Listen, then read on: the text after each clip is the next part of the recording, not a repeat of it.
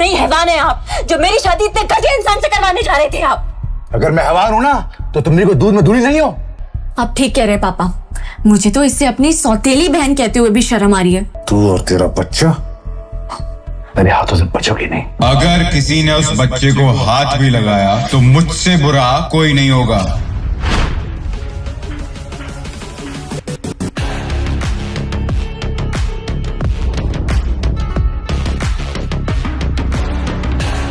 मुझे अविनाश में एक सहारा दिखता था और मैं उसके गले से लिपट गई, पर तभी मुझे एक जानी पहचानी सी खुशबू आई। ये उसका स्पेशल परफ्यूम है, पर जैसे मुझे इस खुशबू के बारे में याद आया, मेरे पैरों तले से जमीन ही निकल गई। ये खुशबू बिल्कुल वैसी ही थी।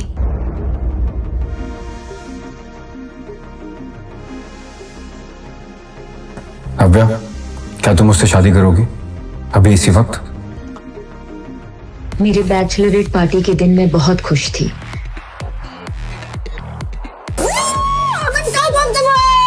तो एक सेलिब्रेशन तो बनता है बेटा। पर शादी के एक दिन पहले मेरे साथ ऐसा घिनौना हादसा हुआ जिसे बताने में भी मुझे शर्म आती है।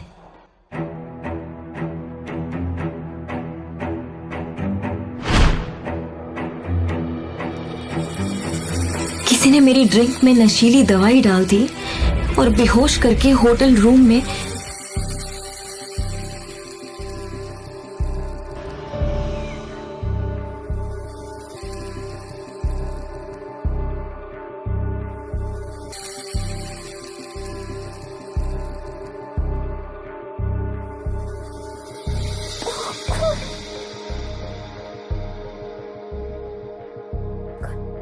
मैं ऋषि के साथ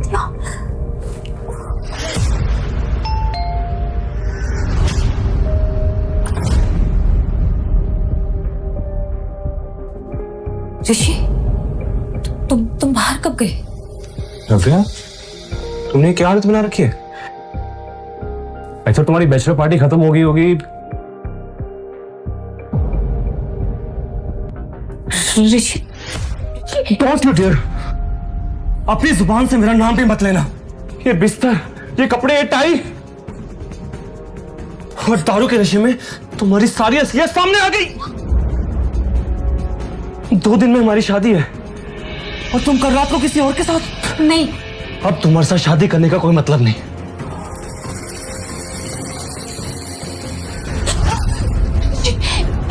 ऋषि मेरी बात सुनो। ऋषि प्लीज मेरी बात सुनो। ऋषि ने शादी तोड़ दी और चला गया। शादी का तोहफा।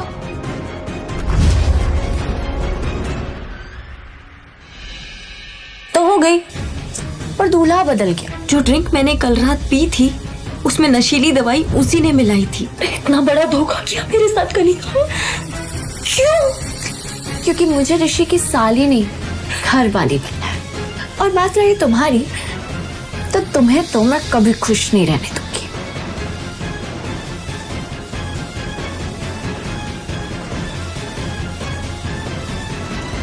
शर्म, मुझे शर्म आती है तुझे अपनी बेटी कहते हुए।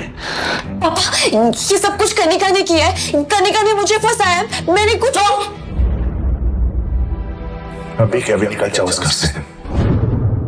तेना परिवार से तुम्हारा कोई रिश्ता नहीं। कनिका ने अपना काम कर दिया था और पापा ने मेरी एक नहीं सुनी, पर मेरी सौतेली माँ ने मार मार कर मुझे घर से निकाल दिया। इस शहर में मेरे लिए कुछ नहीं बचा था और मैं अपनी मौसी के घर बैंगलोर चली गई। 9 महीने बाद मैंने एक बेटे को जन्म दिया, पर मेरी मुश्किलें यहां खत्म नहीं होने वाली थी। मेरे बेटे के पैदा होते ही उस पे हमला हुआ।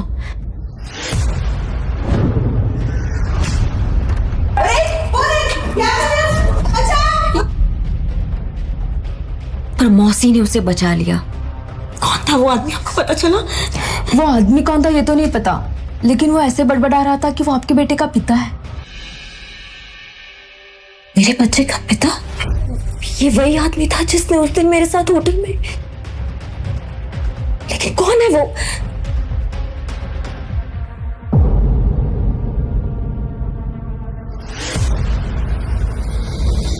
धीरे धीरे समय बीतता गया और मेरा बेटा आरफ मेरी जान बन गया। मैंने उसे ही अपनी दुनिया मानकर फिर से एक नई शुरुआत की। मैं अपने अतीत को भुला चुकी थी और आरफ पर इसका साया भी पड़ने देना नहीं चाहती थी। मैंने एक एंटरटेनमेंट कंपनी में जॉब शुरू कर दी। तभी एक दिन मम्मा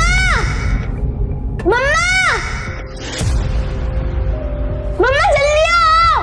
आरफ, आरफ, पापा मिल गए। देखो हम दोनों के हाथों में सेम ही निशान है। आरफ तुम। मैंने उस आदमी का चेहरा देखा और मैं जैसे खोई गई। उसकी आंखों को देखकर ऐसा लग रहा था कि जैसे उसका और मेरा कोई पुराना रिश्ता था। मम्मा यही मेरे पापा है ना? पापा को घर लेके जा रहे हैं। आरफ ये क्या बोल रहे हो तुम? तुम्हारे पापा नहीं है क्या? हमारे मैनेजर वहां आए और डांटते हुए बोले, आरफ को बाहर लेके जाओ, हमारी कंपनी के सीईओ अविनाश आहूजा।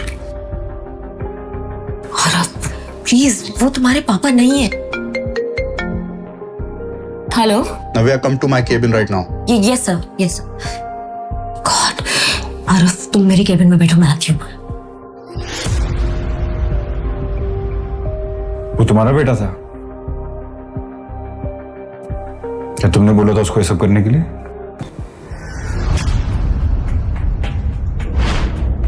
देखो, मैं आरफ को नाराज नहीं करना चाहता। क्या हम परसों डिनर पे चल सकते हैं?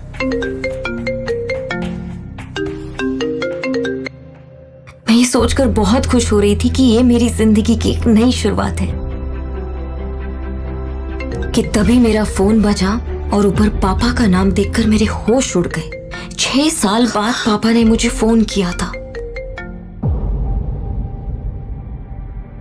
पापा वो बहुत बीमार थे और बस आखिरी बार मुझे देखना चाहते थे। उसने अपने ऑफिस से छुट्टी ली और तुरंत वहां से निकल गई।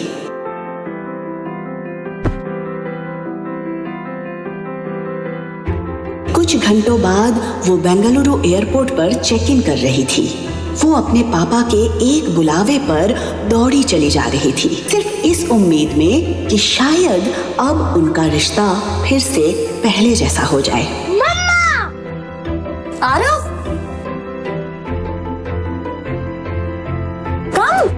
ये आवाज किसी और की नहीं बल्कि आरफ की थी। आरफ नव्या का बेटा था। उसके साथ अतीत में जो हुआ उसके बाद उसने अपना शहर तो छोड़ दिया था, लेकिन उस रात की याद उसकी जिंदगी से कभी दूर नहीं हुई थी।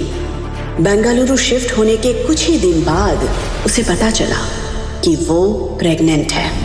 मम्मा देखो हमारा फ्लाइट मिस हो गया। आरफ वो हमारी फ्लाइट नहीं है, हमारी फ्लाइट 1 घंटे बाद है। और अगर मिस हो गया तो? और अगर मिस हो गया तो हम पैदल पैदल जाएंगे, ठीक है? बहुत ही प्यारा बच्चा है आपका। बहुत नॉटी भी। Thank you. आज उन्हें किस्मत ने फिर से सामने लाकर खड़ा कर दिया था। सॉरी।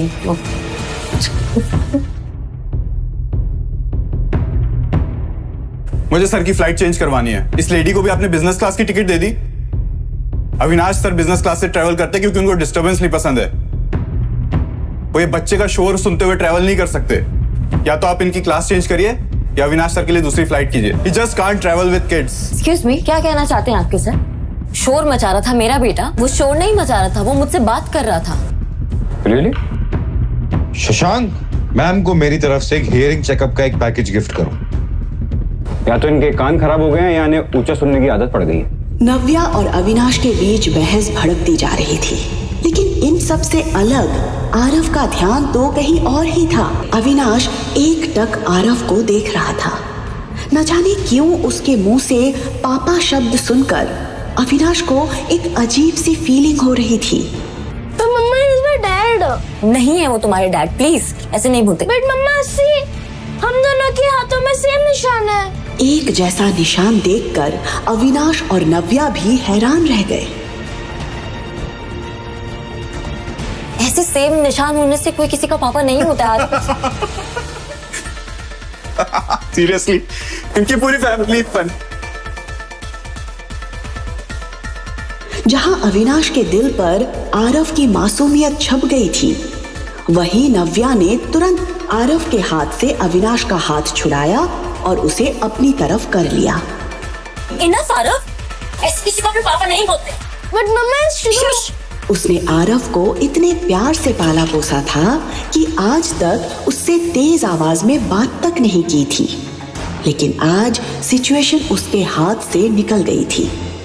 उसके हिसाब से पापा बोलकर ना सिर्फ आरव ने अविनाश को हंसने का मौका दिया था, बल्कि नव्या के वो 6 साल पुराने जख्म भी ताजा कर दिए थे। अविनाश को ऐसा लग रहा था कि नव्या की लाइफ में जो भी पर्सनल इश्यूज हैं, उसकी वजह से आरव के दिल पर बुरा असर पड़ रहा है, और ये बात उसे जरा भी अच्छी नहीं लग रही थी। नव्या परेशान होकर सब कुछ संभाल ही रही थी कि तभी अविनाश ने उसे टॉन्ट मारते हुए कहा, जब बच्चे संभालना नहीं आता तो पैदा क्यों करते हो? इंडिपेंडेंट बनने के नाम पे सिंगल पेरेंट बन जाते हो। कभी सोचा बच्चे पे क्या असर पड़ेगा? ये बात नव्या को बहुत बुरी लगी। आज किसी ने उसकी पेरेंटिंग पर सवाल उठा दिया था। तुम्हारी हिम्मत!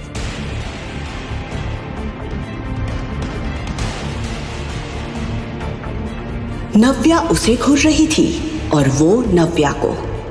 इससे पहले कि वो कुछ कहता, नव्या ने आरव का हाथ पकड़ा और वहां से गुस्से में निकल गई। अविनाश को यकीन नहीं हो रहा था कि आज किसी लड़की ने उसके मुंह पर पानी फेंका था। सर, आपकी दूसरी फ्लाइट अरेंज हो गई है। Let's go sir. उस लड़की की फिक्र मत कीजिए, उसे मैं देख लूंगा। मैं इसी फ्लाइट में जाऊंगा, इसी लड़की के साथ ट्रैवल करूंगा। पता नहीं सर क्या सोच रहे, क्या करने वाले सर।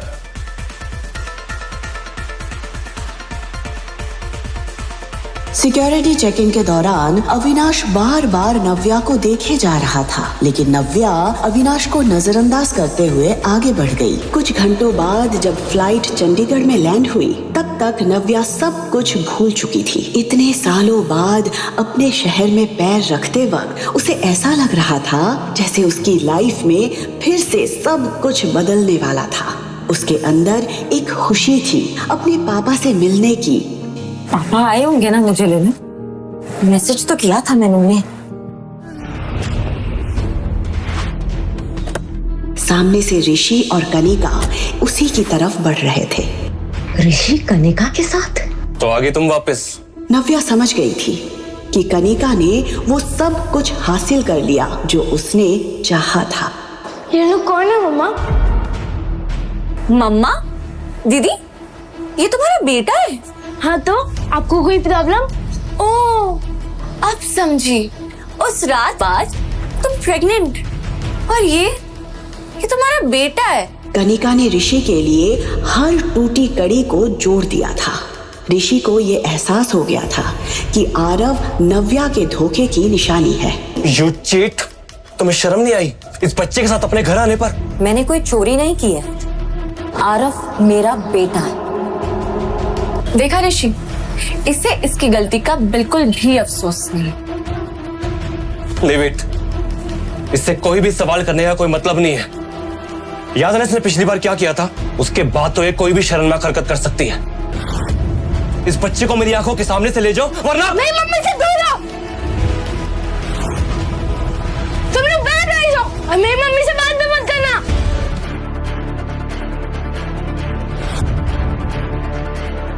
मेरे बच्चे को हाथ लगाने की हिम्मत भी मत करना। Behave yourself. शायद तुम भूल रही हो कि तुम ऋषि शेखावत से बात कर रही हो, समझे? नो वंडर है बच्चा इतना बदतमीज है। माँ के गुण है इसमें। ये सिखाया तुमने अपने बच्चे को? और एक सिंगल मदर से क्या उम्मीद कर सकते हैं? मम्मा को कुछ मत बोलना, आप गंदे हो। नव्या, इसका मुंह बंद करो। उठा कर तो दिखाओ। ये सुनते ही नव्या ने पीछे पलट कर देखा तो ये आवाज किसी और की नहीं बल्कि अविनाश आहूजा की थी। उसे देखकर नव्या शॉक्ड रह गई थी।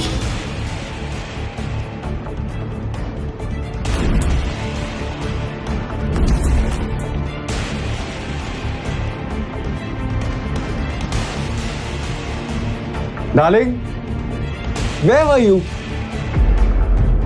मैं तुम्हें कब से ढूंढ रहा था। ये सर को क्या हो गया है? ये दीदी को डार्लिंग क्यों बोल रहा है? Hey kiddo, how are you?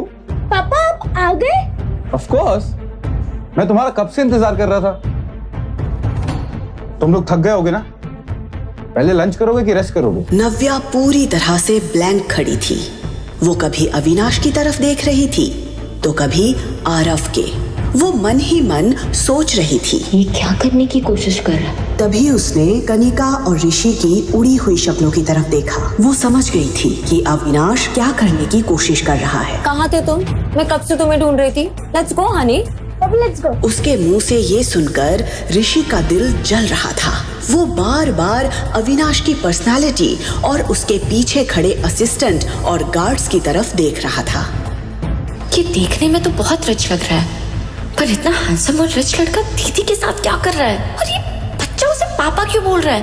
मुझे तो कुछ समझ नहीं आ रहा। ये लोग कौन है? तुम जानती हो? Not really. नव्या ने इतना कहकर एक ही पल में ऋषि और कनिका को उनकी जगह दिखा दी थी। Let's go. Of course, kiddo. Shashank, yes sir, गाड़ी निकालो। Yes sir. असिस्टेंट, बॉडीगार्ड्स, ये नाव्या ने किससे शादी कर ली और हम लोगों को पता भी नहीं चला।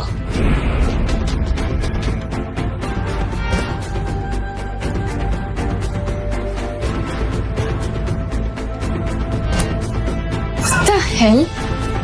इसने हमें इंट्रोड्यूस भी नहीं कर पाया। जैसे ही नव्या वहाँ से निकली, उसने सुकून की गहरी सांस ली। इतने सालों में उसने ऋषि को भुला जरूर दिया था, लेकिन आज उसे कनिका के साथ देखकर उसके जख्म मानो ताजा हो गए थे। उसे एक अजीब सी बेचैनी हो रही थी और ये बात अविनाश उसके चेहरे पर साफ देख पा रहा था। पापा हम कहाँ जा रहे हैं? Aarav, what is wrong with you? तुमको पापा क्यों बुला रहे हो? पापा नहीं है। तो मम्मा, वो मेरे पापा है, मुझे पता है। नो आरव, नहीं, प्लीज उनको पापा मत बुलाओ। थैंक यू सो मच उस वक्त हमें उन लोगों से बचाने के लिए। शेली, आई थिंक तुम्हें थैंक यू से पहले सॉरी बोलना चाहिए। मुझे पता था सर, इतनी आसानी से लड़की को नहीं छोड़ेंगे। नव्या को भी फील हुआ कि शायद उसने अविनाश पर पानी फेंककर कुछ ज्यादा ही रिएक्ट कर दिया था। I know I was wrong. मुझे वैसे रिएक्ट नहीं करना चाहिए था। आपने मेरी पेरेंटिंग पे सवाल उठाया था, इसलिए मैं खुद को रोक नहीं पाई थी, पर फिर भी गलत ही मैं। आई am sorry, I am really sorry. पर अविनाश को देखकर लग रहा था जैसे उसे नव्या की बातों में जरा भी इंटरेस्ट नहीं था। Are you listening? मैं आप ही से बात कर रही हूँ। शशांक, गाड़ी साइड में रोक दो, हम यहीं से टैक्सी कर लेंगे। व्हाट? माय गॉड, कितना एटीट्यूड है। मैंने सोचा इन्होंने मेरी हेल्प की है तो मैं सॉरी बोल देती हूँ। मैंने कुछ ज्यादा सोच लिया। गाड़ी अभी रोकिए, अब भी क्या अभी रोकिए गाड़ी।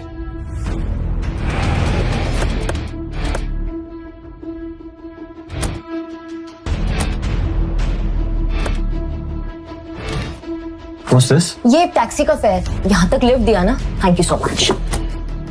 What the hell? ये लड़की समझती क्या अपने आप को? वो देख रहा था कि नव्या आरव का हाथ पकड़कर दूसरे टैक्सी का वेट कर रही थी। अविनाश का चेहरा देखकर शशांक को हंसी भी आ रही थी और उसे डर भी लग रहा था। वो अविनाश के गुस्से से अच्छे से वाकिफ था, इसलिए उसे पता था कि अविनाश ने इस वक्त अपने आप को कितना कंट्रोल किया हुआ था। अविनाश वहाँ से निकल जरूर गया था, लेकिन अभी भी उसके मन और दिमाग में नव्या और आरव की शक्ल घूम रही थी।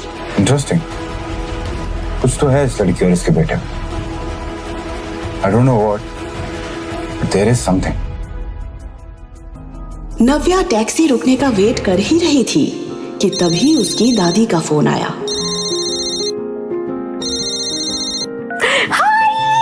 हाय बेटा नव्या, कैसी है तू बेटा? चंडीगढ़ में आपका स्वागत है। नव्या हमेशा से अपनी दादी के सबसे ज्यादा करीब रही थी। नव्या के घर से जाने के बाद शिखा और कनिका के बिहेवियर से परेशान होकर मीनू दादी ने भी कुछ साल पहले सिन्हा मैंशन छोड़ दिया था।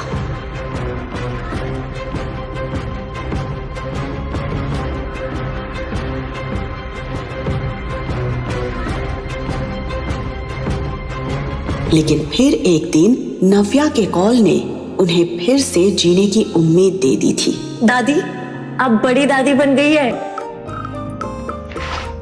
दादी, मैं हाँ, अगर आप दादी बनोगे तो मैं क्या बनूंगा?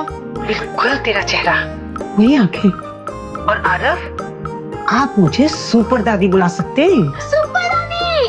देख, दादी तो मैं हुई और साथ में सुपर पावर भी है, तो हुई ना मैं आपकी सुपर दादी। सुपर पावर वाली वैसे दादी आप सोशल मीडिया पे बड़े एक्टिव हो। मैं परसों ही आपके आउट हाउस की पिक्चर्स देख रही थी। वो गार्डन पहले से भी बहुत सुंदर हो गया है। वो अमरूद का पेड़ जो हमने साथ में मिलकर लगाया था।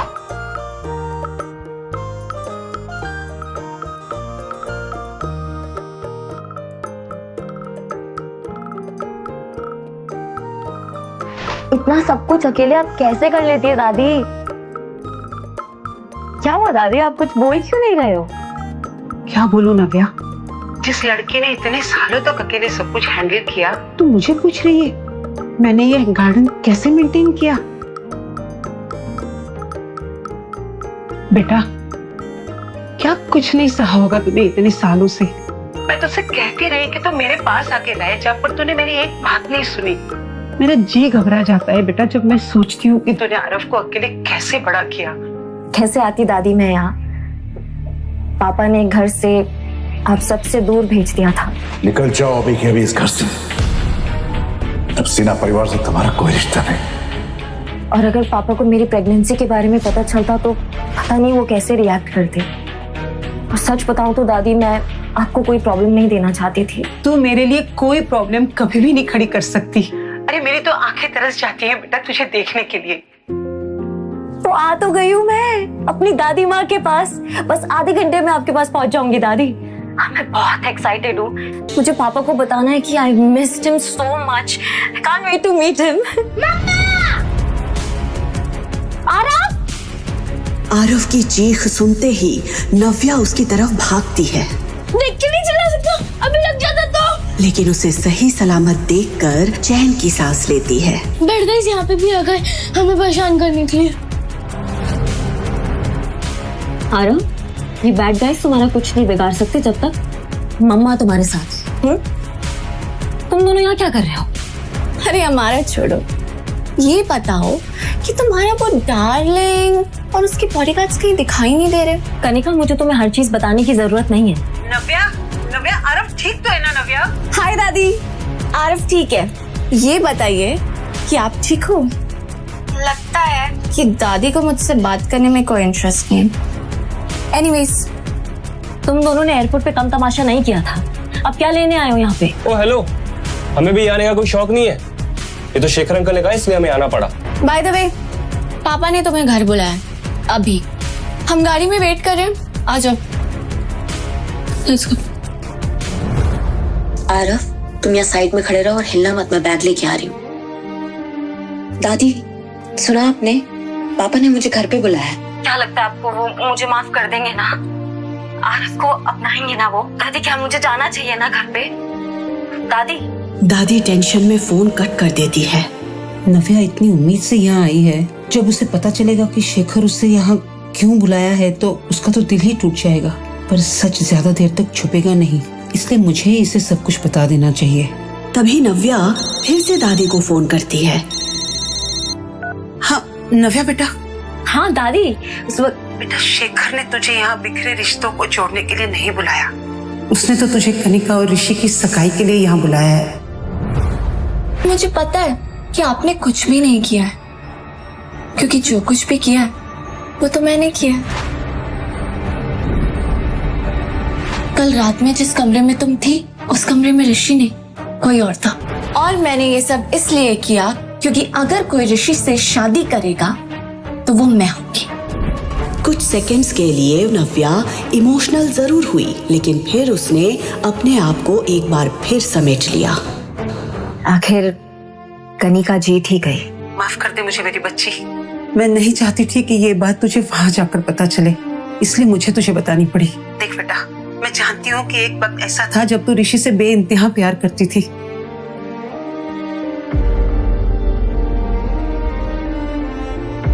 आज जब तू तेरी बहन को ऋषि के साथ देख रही है तो मुझे पता है तुझ पर क्या बीत रही होगी। पर नव्या, मैं फिर भी चाहूंगी कि तू इस एंगेजमेंट को अटेंड करे। तेरी ये हिम्मत है ना बेटा, उन सब के मुंह पर एक करारा तमाचा होगी जिन सब ने तुझे तोड़ने की कोशिश की है। आप सही कह रही हैं दादी, मैं एंगेजमेंट में भी जाऊंगी और पापा से भी मिलूंगी। और कितना टाइम?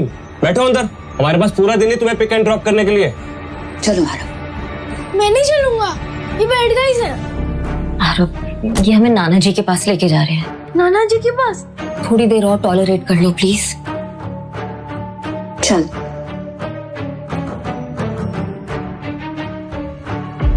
कुछ देर बाद जब गाड़ी सिन्हा पैराडाइज के सामने रुकी तो एक पल के लिए नव्या की सांसें थम गई। ये घर देखते ही उसे वो दिन याद आ गए। निकल जाओ अभी के अभी इस घर से। ऋषि और कनिका तो तेजी से उतरकर घर के अंदर चले गए थे, लेकिन इतने सालों बाद अपने ही घर के अंदर जाने के लिए नव्या के पैर कांप रहे थे। वो यहाँ आ तो गई थी, लेकिन उसे समझ नहीं आ रहा था कि वो इस घर के लोगों को फेस कैसे करेगी। तभी आरव नव्या का हाथ पकड़ता है और उसे हिम्मत देता है। आरव का एक्साइटेड चेहरा देखकर नव्या हिम्मत जुटाती है। वो आरव का हाथ पकड़कर धीरे धीरे घर के एंट्रेंस पर पहुंची, लेकिन जैसे ही वो घर के अंदर घुसती है कि तभी उसकी सौतेली माँ अपना झूठा नाटक शुरू कर देती है। अरे नव्या, सबसे पहले तुम मुंह मीठा करो। अरे आज तुम्हारी घर वापसी है, तुम्हारी बहन की सगाई के लिए। अब दो खुशखबरियां हैं तो फिर मुंह मीठा करना तो बनता है ना। मैं जानती हूँ आप मुझे खास पसंद नहीं करती हैं। मिठाई खिला के नाटक करने की कोई जरूरत नहीं है। ऐसे बात करोगी अपनी माँ के साथ? ये संस्कार दिए मैंने तुम्हें? इतने सालों बाद अपने पापा को देखते ही नव्या को अपना खुशहाल बचपन याद आ गया। पकड़ लिया, चलो।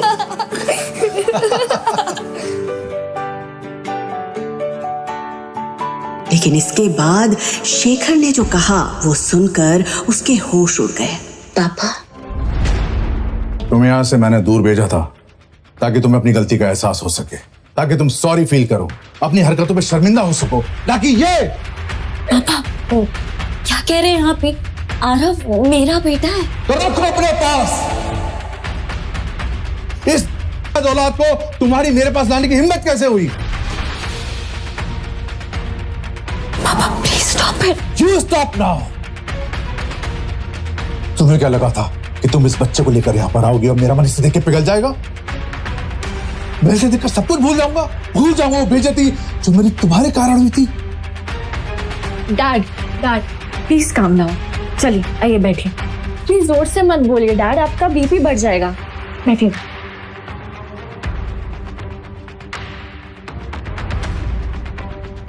अब आएगा मजा। लीजिए पानी पीजिए। Calm down. After all he is your grandson.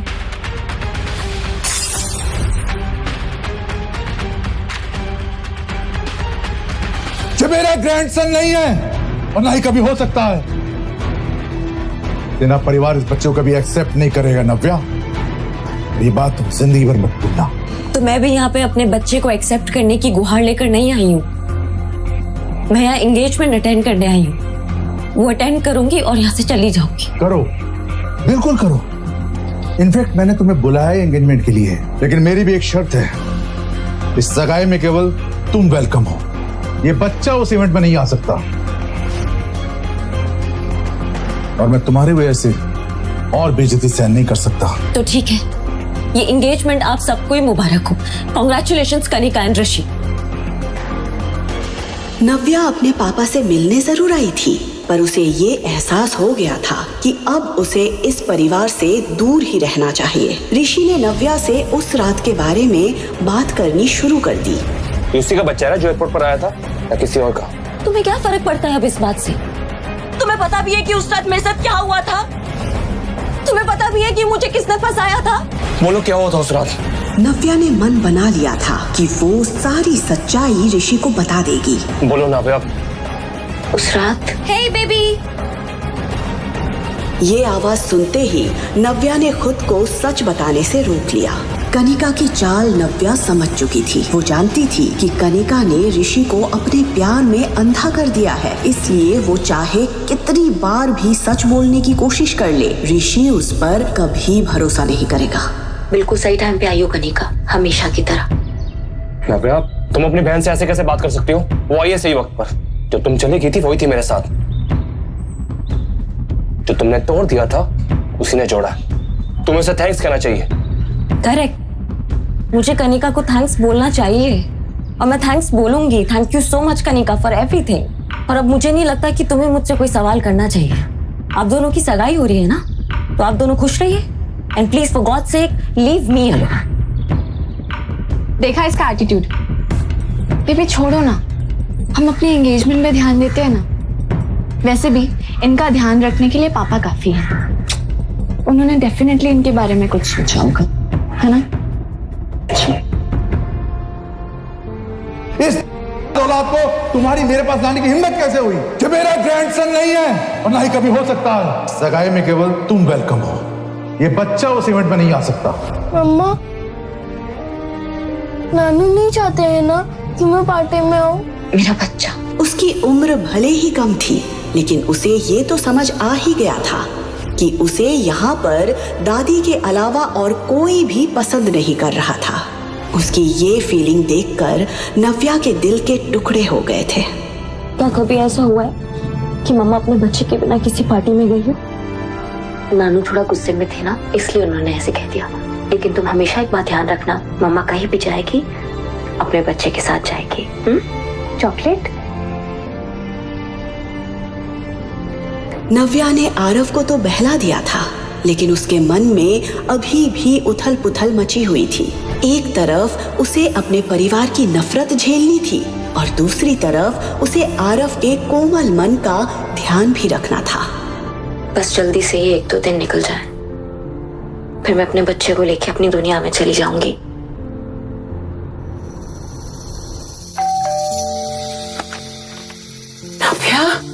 नव्या आरव को लेकर अपने दादी के घर पहुंची। दादी ने नव्या और आरव को ढेर सारा प्यार दिया, जो वो अपने पापा से एक्सपेक्ट कर रही थी। आज एंगेजमेंट पार्टी थी। ऋषि शेखावत और कनिका सिन्हा की सगाई होने वाली थी। इस पार्टी में देश के जाने माने लोग और बड़े बड़े बिजनेसमैन भी शरीक होने वाले थे। उनमें से एक था मिस्टर आलूवालिया। उनकी उम्र 45 साल की थी, इसीलिए बिजनेस में उनके इतने सालों के एक्सपीरियंस से हर कोई प्रभावित था। शेखर अंकल, आपने मुझे बुलाया? यस, अंदर आओ। अरे क्या अंकल अंकल लगा रखा है? कॉल मी डैड बेटा। ऋषि, आज का दिन मेरे लिए बहुत इंपॉर्टेंट है। ये शादी एक शादी नहीं बल्कि हमारे फैमिली बिजनेस को मजबूत करने का तरीका भी है। आज मैं तुम्हें अपनी सबसे प्रीशियस डॉटर देने जा रहा हूँ। आई होप कि तुम उसका अच्छे से ख्याल रखोगे। आप बेफिक्र रहिए डैड, मैं कनिका का अच्छे से ख्याल रखूंगा। आज पार्टी में कुछ खास गेस्ट आने वाले हैं। मिस्टर आलूवालिया, उनसे मिलने कई लोग आएंगे। बड़ी मुश्किल से वो यहाँ आने के लिए राजी हुए हैं और तुम तो जानते हो कि उनसे रिश्ता बनाने के लिए लोग बस एक मौका ढूंढते हैं और आज की पार्टी में उन्हें ये मौका मिल जाएगा। ध्यान रहे, उन्हें किसी भी तरह की कोई दिक्कत नहीं होनी चाहिए। Sure dad. आज पार्टी में नव्या भी आने वाली है। आपको लगता है वो आएगी? आएगी, जरूर आएगी। मैंने उसे बुलाया है, वो मेरी बात टाल नहीं सकती। इनफैक्ट मेरे एक फोन कॉल पे वो भागते हुए चंडीगढ़ आ गई। वो पार्टी में जरूर आएगी, आई नो। बस आज वो कोई प्रॉब्लम ना क्रिएट करे। कनिका आज खुशी से फूली नहीं समा रही थी। उफ, सच ड्रीमी एंट्री। आई विश मेरे लिए भी कोई ऐसा ही अमीर राजकुमार आता।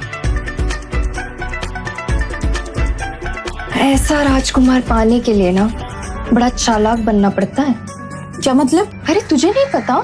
ये राजकुमार इसकी बड़ी बहन का फियांसे था। इसने अपनी बहन को घर से भगाया और अब उसी के फियांसे से शादी कर रही है।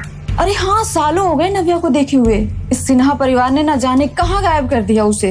अरे मैंने तो सुना था 6 साल पहले नव्या और ऋषि की शादी होने वाली थी, पर अचानक क्या हो गया? कहाँ चली गई? ये शिखा ने भी तो वैसा ही किया था। शादीशुदा मिस्टर सिन्हा को उनकी वाइफ से दूर करके खुद उनसे शादी कर ली थी। क्या पता इसकी बेटी कनिका ने भी बेचारी नव्या के साथ वैसा ही कुछ किया हो। आज अगर वो होती, इस कनिका की तरफ कोई देखता भी नहीं। उसकी पर्सनैलिटी के आगे कनिका कभी दिखाई नहीं दी, इसीलिए तो जलती है कनिका अपनी बड़ी बहन से। नव्या का तो और ही कुछ अलग है। मेहमानों के बीच कनिका और नव्या को लेकर कंपैरिजन की बातें हो रही थी। अरे मिस्टर सिन्हा, आपकी बड़ी बेटी दिखाई नहीं दे रही, कहाँ है वो? जहां तक मुझे याद है ये ऋषि शेखावत वही है ना जिसके साथ आपकी बड़ी बेटी की शादी होने वाली थी। ये बात जोर से उठते ही सन्नाटा छा गया था। मेहमानों के बीच हो रही बातों से शेखर का खून खौल रहा था कि तभी नव्या के आते ही सिन्हा परिवार के होश उड़ जाते हैं। शेखर के बार बार मना करने के बाद भी नव्या आरव को एंगेजमेंट पार्टी में लेकर आई थी। शेखर तिलमिलाकर नव्या की ओर जाता है। तुम यहाँ इस लड़के के साथ क्या कर रही हो? तुम जानबूझ के अपनी बहन की सगाई खराब करना हो ना? इस लड़के का नाम आरव है पापा, और आरव मेरा बेटा है। और वैसे भी पापा, आपने मुझे बैंगलोर से सगाई अटेंड करने के लिए बुलाया ना, सो आई एम हियर। नव्या, मैंने तुमसे कहा था ये लड़का तुम्हारे साथ नहीं आ सकता। इसे अभी के अभी यहाँ से भेजो, वरना मैं इसका हाथ पकड़ के यहाँ से बाहर निकाल दूंगा। मेरे बेटे को कोई छू भी नहीं सकता है, और अगर आप नहीं चाहते कि हम यहाँ रहे तो मैं खुद यहाँ से चली जाती हूँ। दीदी, दीदी स्टॉप। दीदी तुम भी ना, तुम्हें तो पता है डैड गुस्से में 2-4 शब्द ज्यादा भी कह दिया तो तुम क्या सच में चली जाओगी? हाँ, वो क्या है ना दीदी, तुम्हें देख करके 6 साल पहले जो कुछ भी हुआ वो सब याद आ जाता है डैड को। ये सब कुछ कनिका ने किया है, कनिका ने मुझे फंसाया। एकदम चुप, अब एक शब्द और नहीं। देख रहे हो अपनी बेटी की हरकतें? एक तो शेखावत परिवार के सामने हमारी इतनी इंसल्ट करवाई, ऊपर से माफी मांगने की जगह मेरी बेटी को मारने चलिए। निकल जाओ अभी के अभी इस घर से। अब सिन्हा परिवार से तुम्हारा कोई रिश्ता नहीं। पापा, मेरी सिर्फ एक ही बेटी है, कनिका। पता नहीं क्या कुछ नहीं सहा उन्होंने, थोड़ा गुस्सा है। तुम गुस्सा थूक दो ना। आज मेरी एंगेजमेंट है, आई नीड योर ब्लेसिंग्स। उसका चेहरा देखकर नव्या समझ गई थी कि वो क्या साबित करना चाहती थी। डैड, आप ही समझाइए ना दीदी को, मेरी बातों का तो जैसे असर ही नहीं होता इन पे। शेखर गुस्से में आरव की तरफ देख रहा था। फिर अचानक उसका ध्यान मिस्टर आलूवालिया पर गया।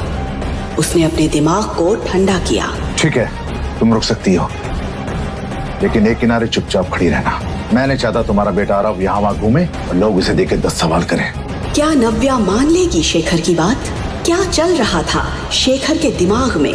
क्या मिस्टर आलूवालिया के साथ मिलकर कोई और साजिश रचने वाला है शेखर नव्या के खिलाफ? मिस्टर आलूवालिया, ये मेरी बेटी नव्या है। अगर आप हाँ गए तो मैं अभी रिश्ता पक्का कर दूं। मिस्टर आलूवालिया, मुझे नहीं पता पापा ने आपसे क्या बात की है, but let me tell you one thing, मुझे आपसे शादी नहीं करनी है।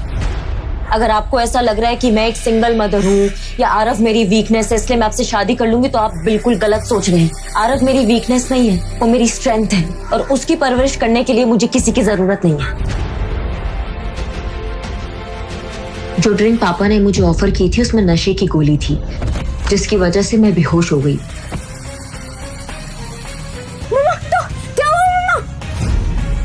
मेरी आंख खुली तो मैं अस्पताल में थी और आरव मेरे साथ नहीं था। आरव,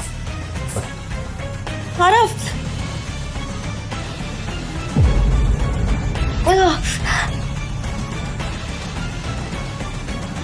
आरव, आरव,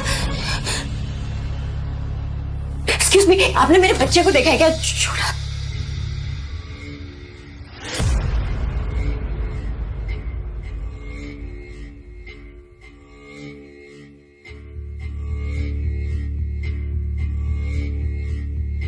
लेटर पढ़कर जैसे मेरी दुनिया ही खत्म हो गई।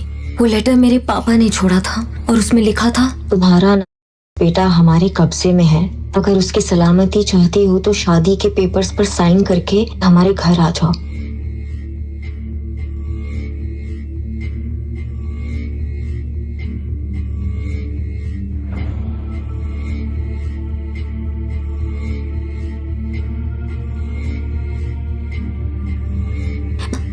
मैंने हिम्मत जुटाई पर मैं इस शहर में किसी को नहीं जानती थी। तभी मुझे अविनाश आहूजा का ख्याल आया और मैंने उसको फोन किया। हेलो हेलो, मैं नव्या बोल रही हूँ अविनाश जी।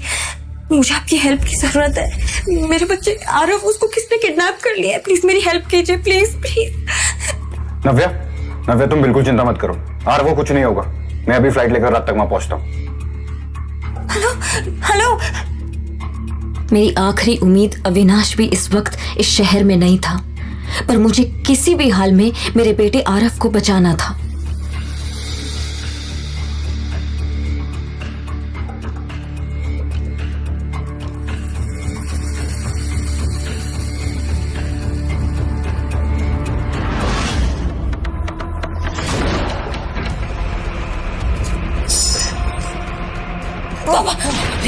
बिल्कुल भी चालाकी मत करना प्लीज। ये तो मेरे बेटे को बचाने के चक्कर में एक बेटी को अपने बाप पे गोली चलानी पड़ेगी। प्लीज पापा, बिल्कुल। जल्दी आओ बेटा, मामा के पास आओ, जल्दी जल्दी आओ, जल्दी आओ। और कितना तड़पाओगी नव्या? मेरी दोनों ओर खतरा मंडरा रहा था, पर आरव के लिए सब कुछ जायज था। इसलिए मुझे मजबूरन आलूवालिया से शादी करने के लिए मैरिज पेपर्स पर साइन करना पड़ा। वक्त भी कितना जल्दी बदलता है ना नव्या। 6 साल पहले तुम ऋषि के साथ थी और अब देखो तुम आलूवालिया के साथ। वैसे आलूवालिया की दूसरी बीवी कहाँ गई, किसी को कुछ नहीं पता। तुम जरा बच के रहना ना नव्या। तुम भी जरा बच के रहना करने का, क्योंकि ऋषि तुमसे शादी कर रहा है मेरी प्रॉपर्टी के लिए। कहीं उसको प्रॉपर्टी मिलने के बाद वो तुमको ना छोड़ दे। मेरी बात ध्यान से सुन लो, आलू वाले से शादी करने में ही हम सबकी भलाई है। चलो। नहीं पापा, चलो चलो।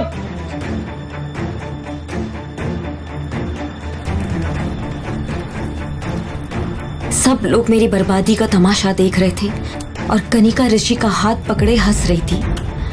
मेरे अंदर लड़ने की ताकत नहीं थी।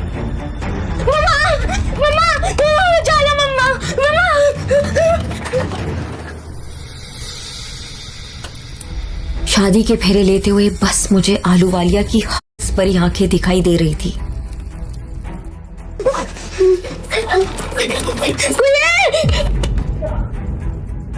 मैं रोते हुए शादी का आखिरी फेरा ले रही थी कि तभी मम्मा!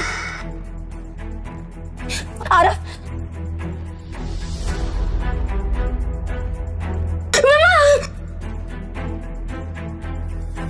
मम्मा!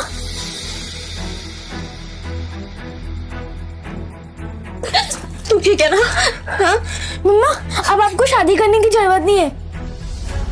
मुझे शादी नहीं करनी। ये क्या नाटक है नव्या? तुम्हारे बेटे को तुम देखना चाहती हो या नहीं? बहुत हो गया, अब मैं आपसे बिल्कुल नहीं डरने वाली पापा। और मेरे बेटे को कोई छू भी नहीं सकता है। आरव, जल्दी आओ। सब देख रहे हैं नव्या, लोग देख रहे हैं। अभी भी समझ जाओ, उन्हें बहुत भारी पड़ेगा। पहले तो मेरे बच्चे को किडनैप किया, फिर मेरी जबरदस्ती शादी करवा रहे हो, और अब अच्छा बनने का ढोंग कर रहे हो पापा। इतनी बड़ी बेइज्जती, और वो भी एक औरत के लिए।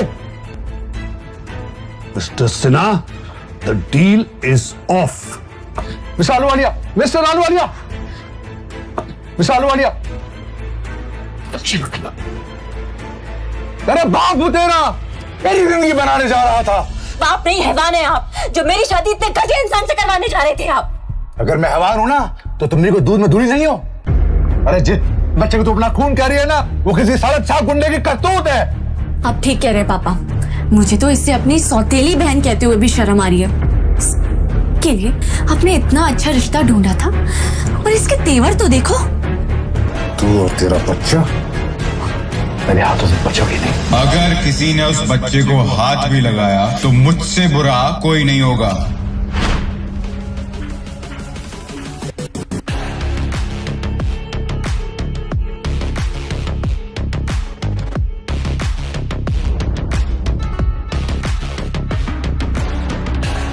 मुझे अविनाश में एक सहारा दिखता था और मैं उसके गले से लिपट गई। पर तभी मुझे एक जानी पहचानी सी खुशबू आई।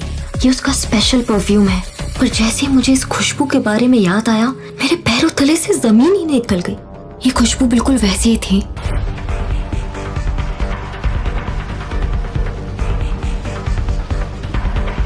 नव्या, क्या तुम मुझसे शादी करोगी अभी इसी वक्त? नव्या इससे पहले कि अविनाश के सवाल का जवाब देती, उसकी आंख खुली और उसने अपने आप को हॉस्पिटल में पाया। ये सब शायद दवाइयों का असर था जो उसे अजीब अजीब से सपने आ रहे थे। नव्या को समझ नहीं आ रहा था कि उसके साथ बीते दिनों क्या हुआ था। उसे कुछ अच्छे से याद नहीं आ रहा था। वो झट से उठकर बैठ गई और आवाज लगाई, आरव। पर उसने देखा कि उसके पास आरव नहीं था। उसके सामने शेखर मौजूद था, जो उसके होश में आने का इंतजार कर रहा था। आरव कहाँ है?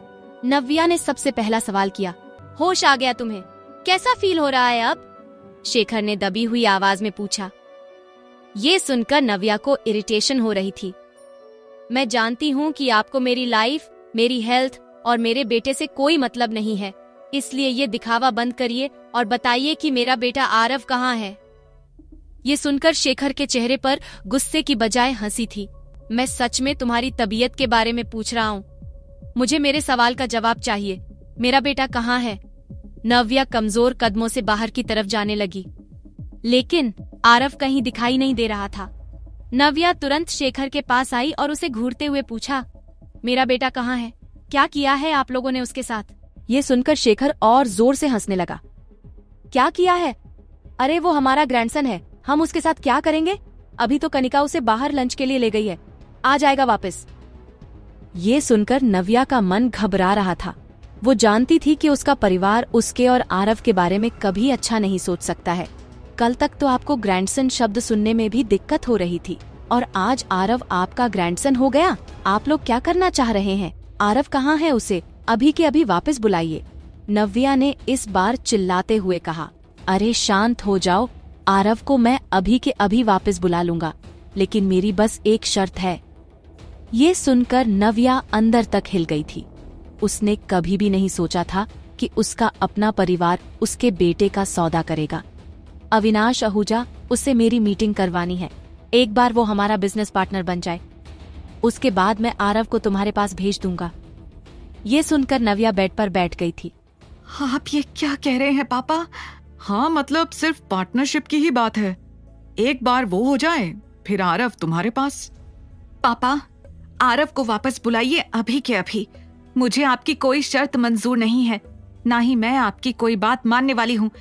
मुझे सिर्फ और सिर्फ अपना बेटा चाहिए। नव्या ने गुस्से में शेखर को घूरते हुए कहा। देखो, अगर ऐसा है तो भूल जाओ कि तुम आरव को यहाँ से ले जा पाओगी। कोई बात नहीं, उसे यहीं हमारे पास छोड़ दो।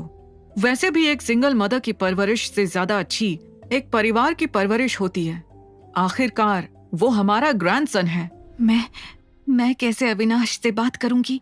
मैं तो उसे जानती तक नहीं। मुझे तो ये भी नहीं पता कि वो कहाँ रहता है। मैं कहाँ ढूंढूंगी उसे? नव्या ने सोचा और अपना सिर पकड़कर बैठ गई। उसे कुछ भी समझ नहीं आ रहा था। तुम्हारे पास समय जरा कम है। जितनी जल्दी ये काम करोगी, आरव के लिए उतना अच्छा होगा। शेखर ने कहा और वहां से चला गया। उसने एक बार भी मुड़कर नव्या की हालत नहीं देखी। नव्या रोते हुए अकेले हॉस्पिटल के बेड के पास खड़ी हुई थी। नहीं, मुझे आरव को जल्द से जल्द वापस बुलाना होगा। मैं उसे कनिका के साथ थोड़ी देर भी नहीं छोड़ सकती। वो आरव को बिल्कुल भी पसंद नहीं करती है। पता नहीं वो उसके साथ क्या। मैं कोई रिस्क नहीं ले सकती। मुझे जल्द से जल्द अविनाश आहूजा को ढूंढना होगा, उससे बात करनी होगी। नव्या ने हड़बड़ाते हुए अपने आंसू पोंछे और अपने अंदर हिम्मत जुटाई। उसने तेजी से अपना फोन उठाया और तुरंत अविनाश के बारे में सर्च करना शुरू कर दिया। पूरे रास्ते आरव की चिंता करते हुए वो जैसे तैसे ऑटो से अविनाश के ऑफिस के बाहर पहुंची। उतरते ही उसने देखा कि उसके सामने एक चमचमाती कांच की बिल्डिंग है। वो दौड़ती हुई ऑफिस के अंदर जा रही थी, पर उसे गार्ड ने बाहर ही रोक लिया। रुकिए मैडम, आप ऐसे अंदर नहीं जा सकती। किससे मिलना है आपको? गार्ड ने पूछा। देखिए, मुझे अविनाश आहूजा से मिलना है। मेरा उनसे मिलना बहुत जरूरी है। नव्या ने घबराहट से कहा। आपके पास कोई अपॉइंटमेंट है? गार्ड ने पूछा। ये सुनकर नव्या और घबरा गई। नहीं, मेरे पास अपॉइंटमेंट नहीं है, पर मेरा उनसे मिलना बहुत ज़रूरी है। प्लीज़ आप एक बार अंदर इन्फॉर्म तो कर दीजिए।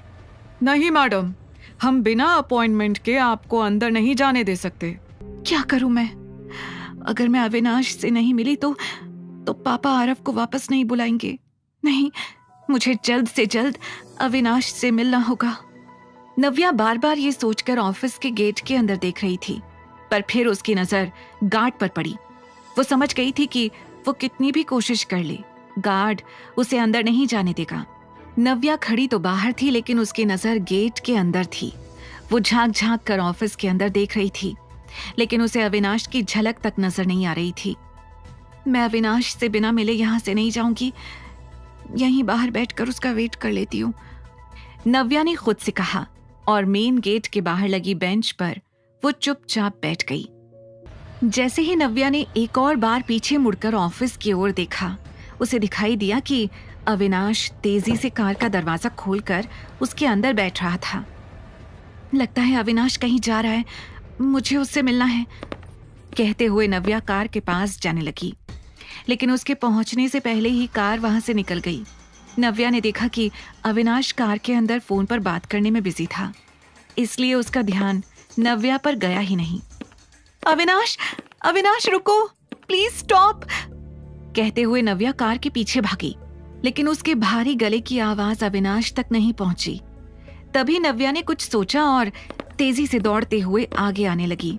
जैसे ही कार राइट टर्न लेकर वहां से निकलने वाली थी, नव्या दौड़ते हुए अचानक कार के सामने आकर खड़ी हो गई। कार नव्या से 4 इंच की दूरी पर रुक गई। What the hell? ये लड़की?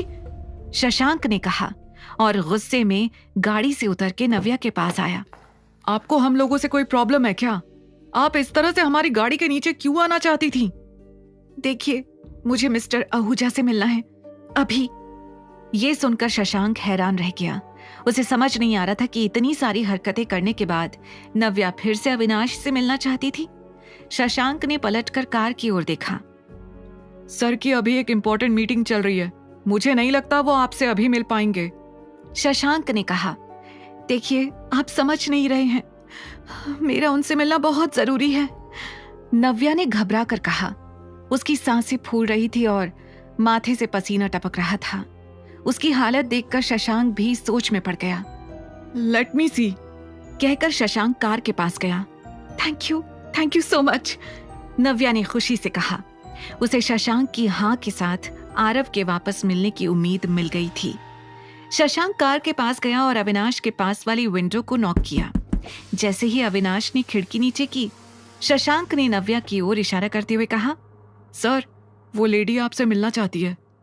अविनाश ने अपना सिर टेढ़ा करके शशांक के पीछे देखा तो वहां पर नव्या खड़ी थी। ये फिर से? उसके मुंह से निकला। अविनाश ने अपना सिर नीचे किया और अपनी घड़ी की ओर देखकर कहा, क्लाइंट हमारा वेट कर रहे होंगे, अभी ये मीटिंग इंपॉर्टेंट है। कुछ सेकंड्स सोचने के बाद उसने अपनी कड़क आवाज में शशांक से कहा, उससे कह दो मैं नहीं मिल पाऊंगा अभी, आई एम बिजी। नहीं, अगर वो मेरी हेल्प नहीं करेगा तो मैं आरव को वापस कैसे बुलाऊंगी? Mister Ahuja, please listen to me, Navya ने जोर से चिल्लाते हुए कहा। पर उसके सामने से अविनाश की कार फिर से गुजरने लग गई। इस बार नव्या फिर से गाड़ी के सामने आ गई। वो पीछे की तरफ जा रही थी और कार उसकी तरफ, लेकिन ना शशांक रुक रहा था और ना ही नव्या गाड़ी के सामने से हट रही थी। Mister Ahuja please, I will take only 5 minutes, it's urgent, please listen to me, एक बार मुझसे मिल लीजिए। सर क्या करना है? ऐसा लग रहा है जैसे सच में कुछ बहुत अर्जेंट मैटर है, शशांक ने कुछ सोचते हुए कहा। अविनाश ने अपना सर उठाया और फिर एक बार नव्या को सर से पैर तक ध्यान से देखा। उसकी कमजोरी और परेशानी उसके चेहरे से झलक रही थी। रोक दो गाड़ी, अविनाश ने भारी आवाज में कहा। ये सुनते ही शशांक ने तेजी से ब्रेक लगा दी। जैसे ही कार रुकी, नव्या की उम्मीद फिर से जाग गई। मुझे आपकी मदद चाहिए, मेरा बेटा Aarav, he is in danger. क्या हुआ है? अविनाश ने पूछा। आरव, उसे मेरे पापा ने कहीं छुपा लिया है, मैं नहीं जानती वो कहाँ है। उसे वापस लाने के लिए मुझे आपकी मदद चाहिए, प्लीज। देखिए, मैं जानती हूँ आपको मेरा बिहेवियर थोड़ा अजीब लग रहा होगा, पर मेरा यकीन करिए, अगर मेरे पास कोई और ऑप्शन होता तो मैं कभी आपसे हेल्प लेने नहीं आती, आपको परेशान नहीं करती। नव्या की घबराहट, बेचैनी उसके एक एक शब्द से झलक रही थी। अविनाश एकटक नव्या को देख रहा था। आई कांट बिलीव तुम मेरे पास हेल्प के लिए आई हो, अविनाश ने नव्या को चिढ़ाते हुए कहा। देखिए, ये मजाक का वक्त नहीं है, मुझे सच में आपकी हेल्प चाहिए। मैं 3 घंटे से आपका यहाँ वेट कर रही हूँ। आपको क्या लग रहा है मैं यहाँ टाइम पास करने के लिए आई हूँ? नव्या अब इतनी घबराई हुई थी कि उसे पता ही नहीं चला कि उसकी आवाज कब तेज हो गई। अविनाश चुपचाप उसे सुन रहा था। नव्या ने तुरंत अपने अंदर उबलता हुआ गुस्सा शांत किया और एक गहरी सांस लेते हुए कहा, सॉरी, देखिए मैं बहुत परेशान हूं, आप प्लीज मेरी हेल्प कर दीजिए। बदले में आपको जो भी चाहिए मैं देने को तैयार हूं। Anything you want. उसने नव्या को चिढ़ाते हुए कहा। Anything I want. नव्या ने अपनी आंखें बंद की और अपने आप को अविनाश से पीछे कर लिया। उसे एक पल में एहसास हो गया जैसे उसने यहां पर आकर बहुत बड़ी गलती कर दी थी। सॉरी, पता नहीं क्यों मुझे ऐसा लगा जैसे आप मेरी सिचुएशन समझेंगे, मेरे बेटे को बचाने में मेरी हेल्प करेंगे, पर आपने मुझे बता दिया कि मैं कितना गलत सोच रही थी। माफ करना, मुझे यहां आना ही नहीं चाहिए था। आपने मुझे अपने कीमती 5 मिनट दिए, उसके लिए थैंक यू। भारी गले से इतना सब कुछ कहकर नव्या गाड़ी से उतर गई। क्या है इस लड़की में जो... एनीवेज, शशांक, लेट्स मूव। उसके इतना कहते ही शशांक ने गाड़ी स्टार्ट की और इस बार नव्या के सामने से वो लोग वहां से निकल गए। नव्या अब बिल्कुल अकेली थी। उसके पास मदद करने के लिए कोई भी नहीं था। अपने बेटे को बचाने के लिए मैं किसी और का इंतजार नहीं कर सकती, अब मुझे ही कुछ करना होगा। कुछ देर तक वो वहीं खड़ी होकर सोचती रही कि उसे कहाँ जाना चाहिए। फिर उसके दिमाग में एक आइडिया आया। पापा ने अगर आरव को छुपाया है तो हो सकता है कि आरव उनके घर में ही कहीं हो सकता है कि उसे किसी कमरे में छुपाया हो। मुझे सबसे पहले आरव की तलाश वहीं से शुरू करनी चाहिए। ये सोचकर नव्या ने तुरंत वहां से गुजरता हुआ एक ऑटो किया और उसमें तेजी से बैठ गई। वो ऑटो सीधा सिन्हा पैराडाइज के सामने जाकर रुका। मैं मेन गेट से तो अंदर नहीं जा सकती, नव्या ने सोचा। फिर उसे वो रास्ता याद आया जिससे वो बचपन में कई बार जाया करती थी। ये सोचकर नव्या बाहर खड़े गार्ड से छुपते छुपाते पैराडाइज के पीछे वाले दरवाजे पर पहुंच गई। उसने पीछे वाले बगीचे से दबे पांव सिन्हा पैराडाइज के अंदर कदम रखा। लगता है कोई आ रहा है, किसी ने मुझे यहाँ देख लिया तो आरव के लिए मुसीबत हो जाएगी। सोचते हुए नव्या ने खुद को एक पेड़ के पीछे छुपा लिया। डर के कारण उसकी सांसें तेज थीं और तभी उसे कनिका की आवाज आई। I am so tired baby. तो आओ, थोड़ा रेस्ट कर लो, ऋषि ने बड़े ही पोलाइट अंदाज में कहा। नव्या पेड़ के पीछे से छुपकर ऋषि और कनिका की बातें सुन रही थी। गुस्से से उसकी मुट्ठियां बंध गई थी। जो बातें आज ऋषि कनिका के साथ कर रहा था, ठीक वैसी ही बातें वो 6 साल पहले नव्या से किया करता था। ये सोचकर ही नव्या को इरिटेशन हो रही थी। उसे वो पल याद आ रहा था जब वो अपने प्यार की भीख मांग रही थी और ऋषि ने उस पर दिन का भर भी भरोसा नहीं किया। और वैसे भी रेस्ट करने का टाइम कहाँ है? डैड ने उस तूफानी बच्चे की जिम्मेदारी जो दे रखी है, वो वहाँ होटल में है। अगर वहाँ कोई भी प्रॉब्लम हुई तो पापा मुझे छोड़ेंगे नहीं। कनिका के मुंह से ये सुनकर अचानक नव्या अपने ख्यालों से बाहर आई। आरव के बारे में सुनते ही उसके कान खड़े हो गए थे। होटल में? किस होटल में? अगर कनिका यहाँ है तो आरव वहाँ किसके साथ है? नव्या के मन में ढेरों सवाल घूम रहे थे। नव्या अपने पापा से मिलने जरूर आई थी, पर उसे ये एहसास हो गया था कि अब उसे इस परिवार से दूर ही रहना चाहिए। ऋषि ने नव्या से उस रात के बारे में बात करनी शुरू कर दी, जिसके बाद नव्या गुस्से में सच कहने वाली थी। बोलो, क्या कहना चाहती हो तुम? तुम्हारे साथ गलत हुआ मतलब? क्या हुआ था उस रात? ऋषि ने बड़ी क्यूरियोसिटी से पूछा। उसकी आवाज और हाव भाव में एक अलग सी बेचैनी दिखाई और सुनाई दे रही थी।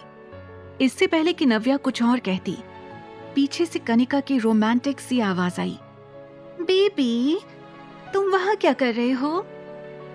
ये आवाज सुनते ही नव्या ने खुद को सच बताने से रोक लिया। कनिका का चेहरा देखकर नव्या को याद आ गया कि कैसे उसने ये सब कुछ ऋषि को हासिल करने के लिए किया था। कनिका ने आते ही ऋषि की बाहों में बाहें डाल ली और नव्या की ओर देखकर मुस्कुराने लगी। उसने एक ही पल में नव्या को ये एहसास दिला दिया था कि वो चाहे तो भी ऋषि को सच नहीं बता सकती। बिल्कुल सही वक्त पर आई हो कनिका, हमेशा की तरह, नव्या ने कनिका को टॉन्ट करते हुए कहा। ऋषि को कुछ समझ नहीं आ रहा था क्योंकि अभी भी उसे उसके सवालों का जवाब नहीं मिला था। नव्या, तुम अपनी ही बहन से ऐसे कैसे बात कर सकती हो?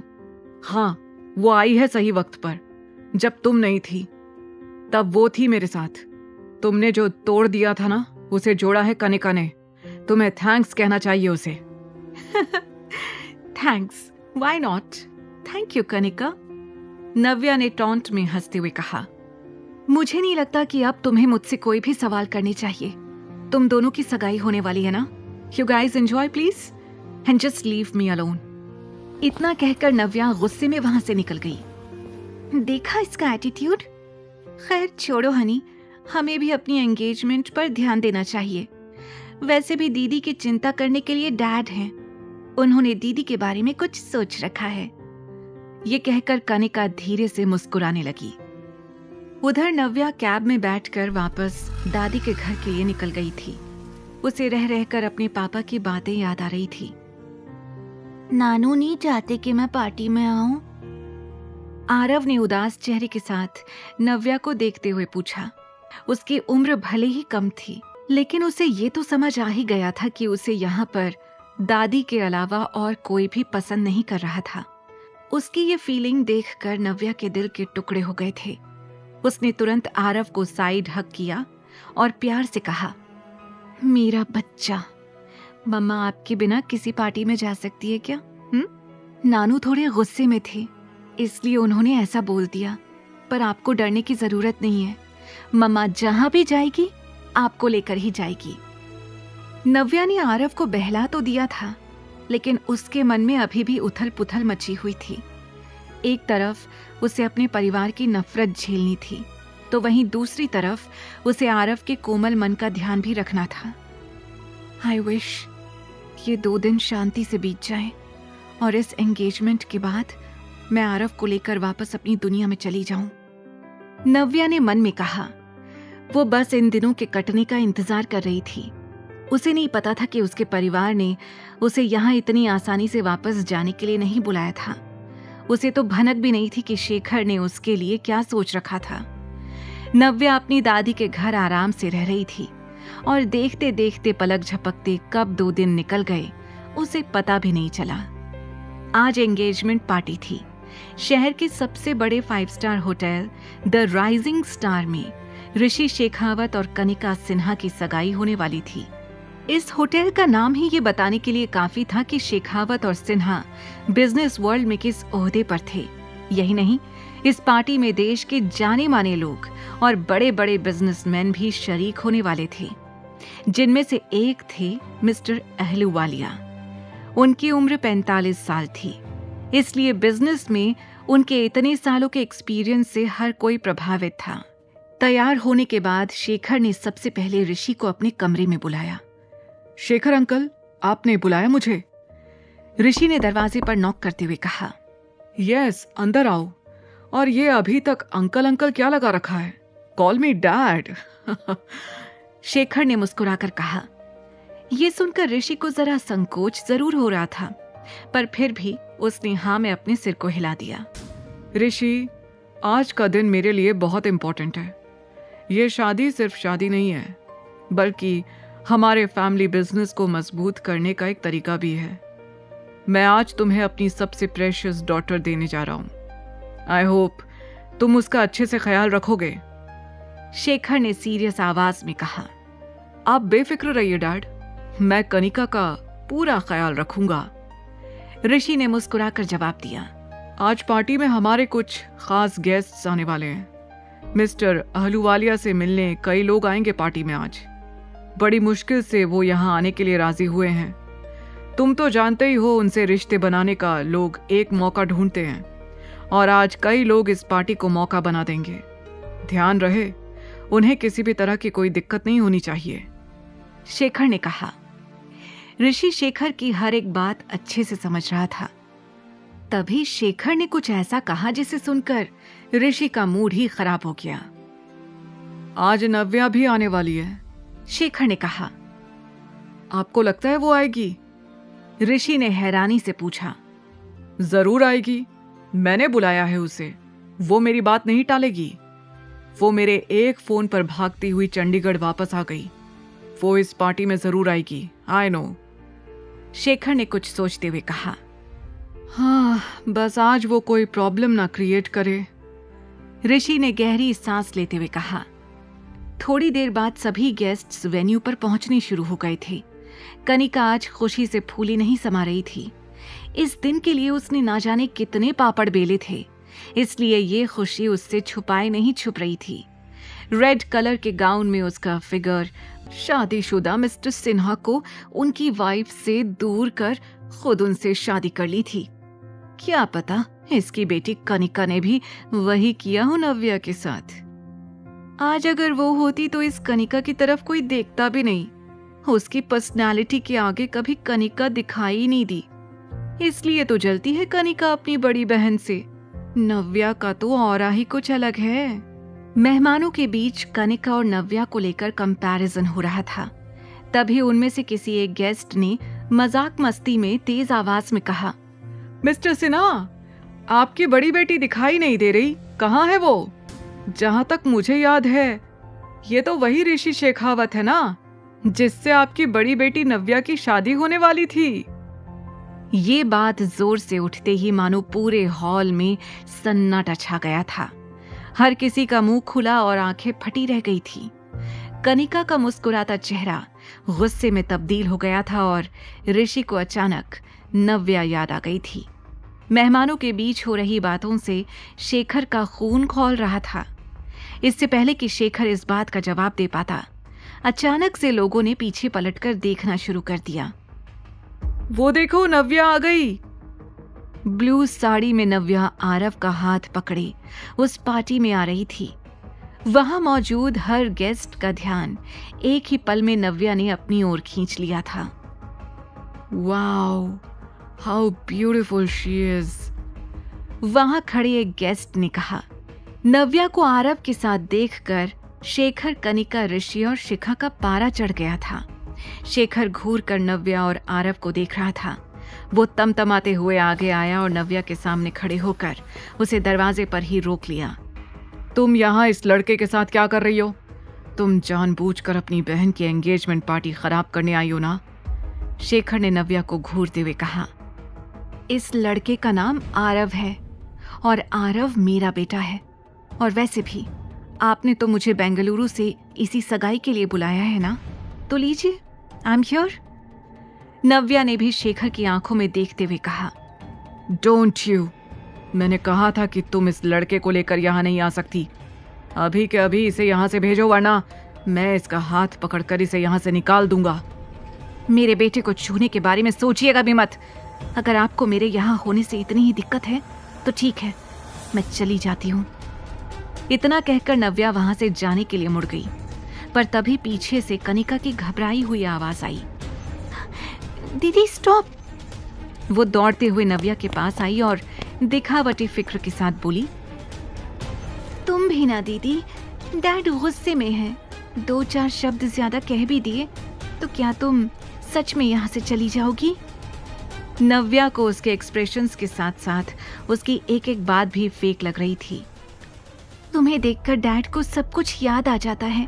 तुम जानती नहीं हो 6 साल पहले उन्होंने क्या कुछ सहा है, इसलिए वो फिर से कोई प्रॉब्लम नहीं चाहते। Please try and understand. Please अब गुस्सा छोड़ दो। आज मेरी एंगेजमेंट है and I need your blessings. Kanika ने ऋषि का हाथ पकड़ते हुए कहा।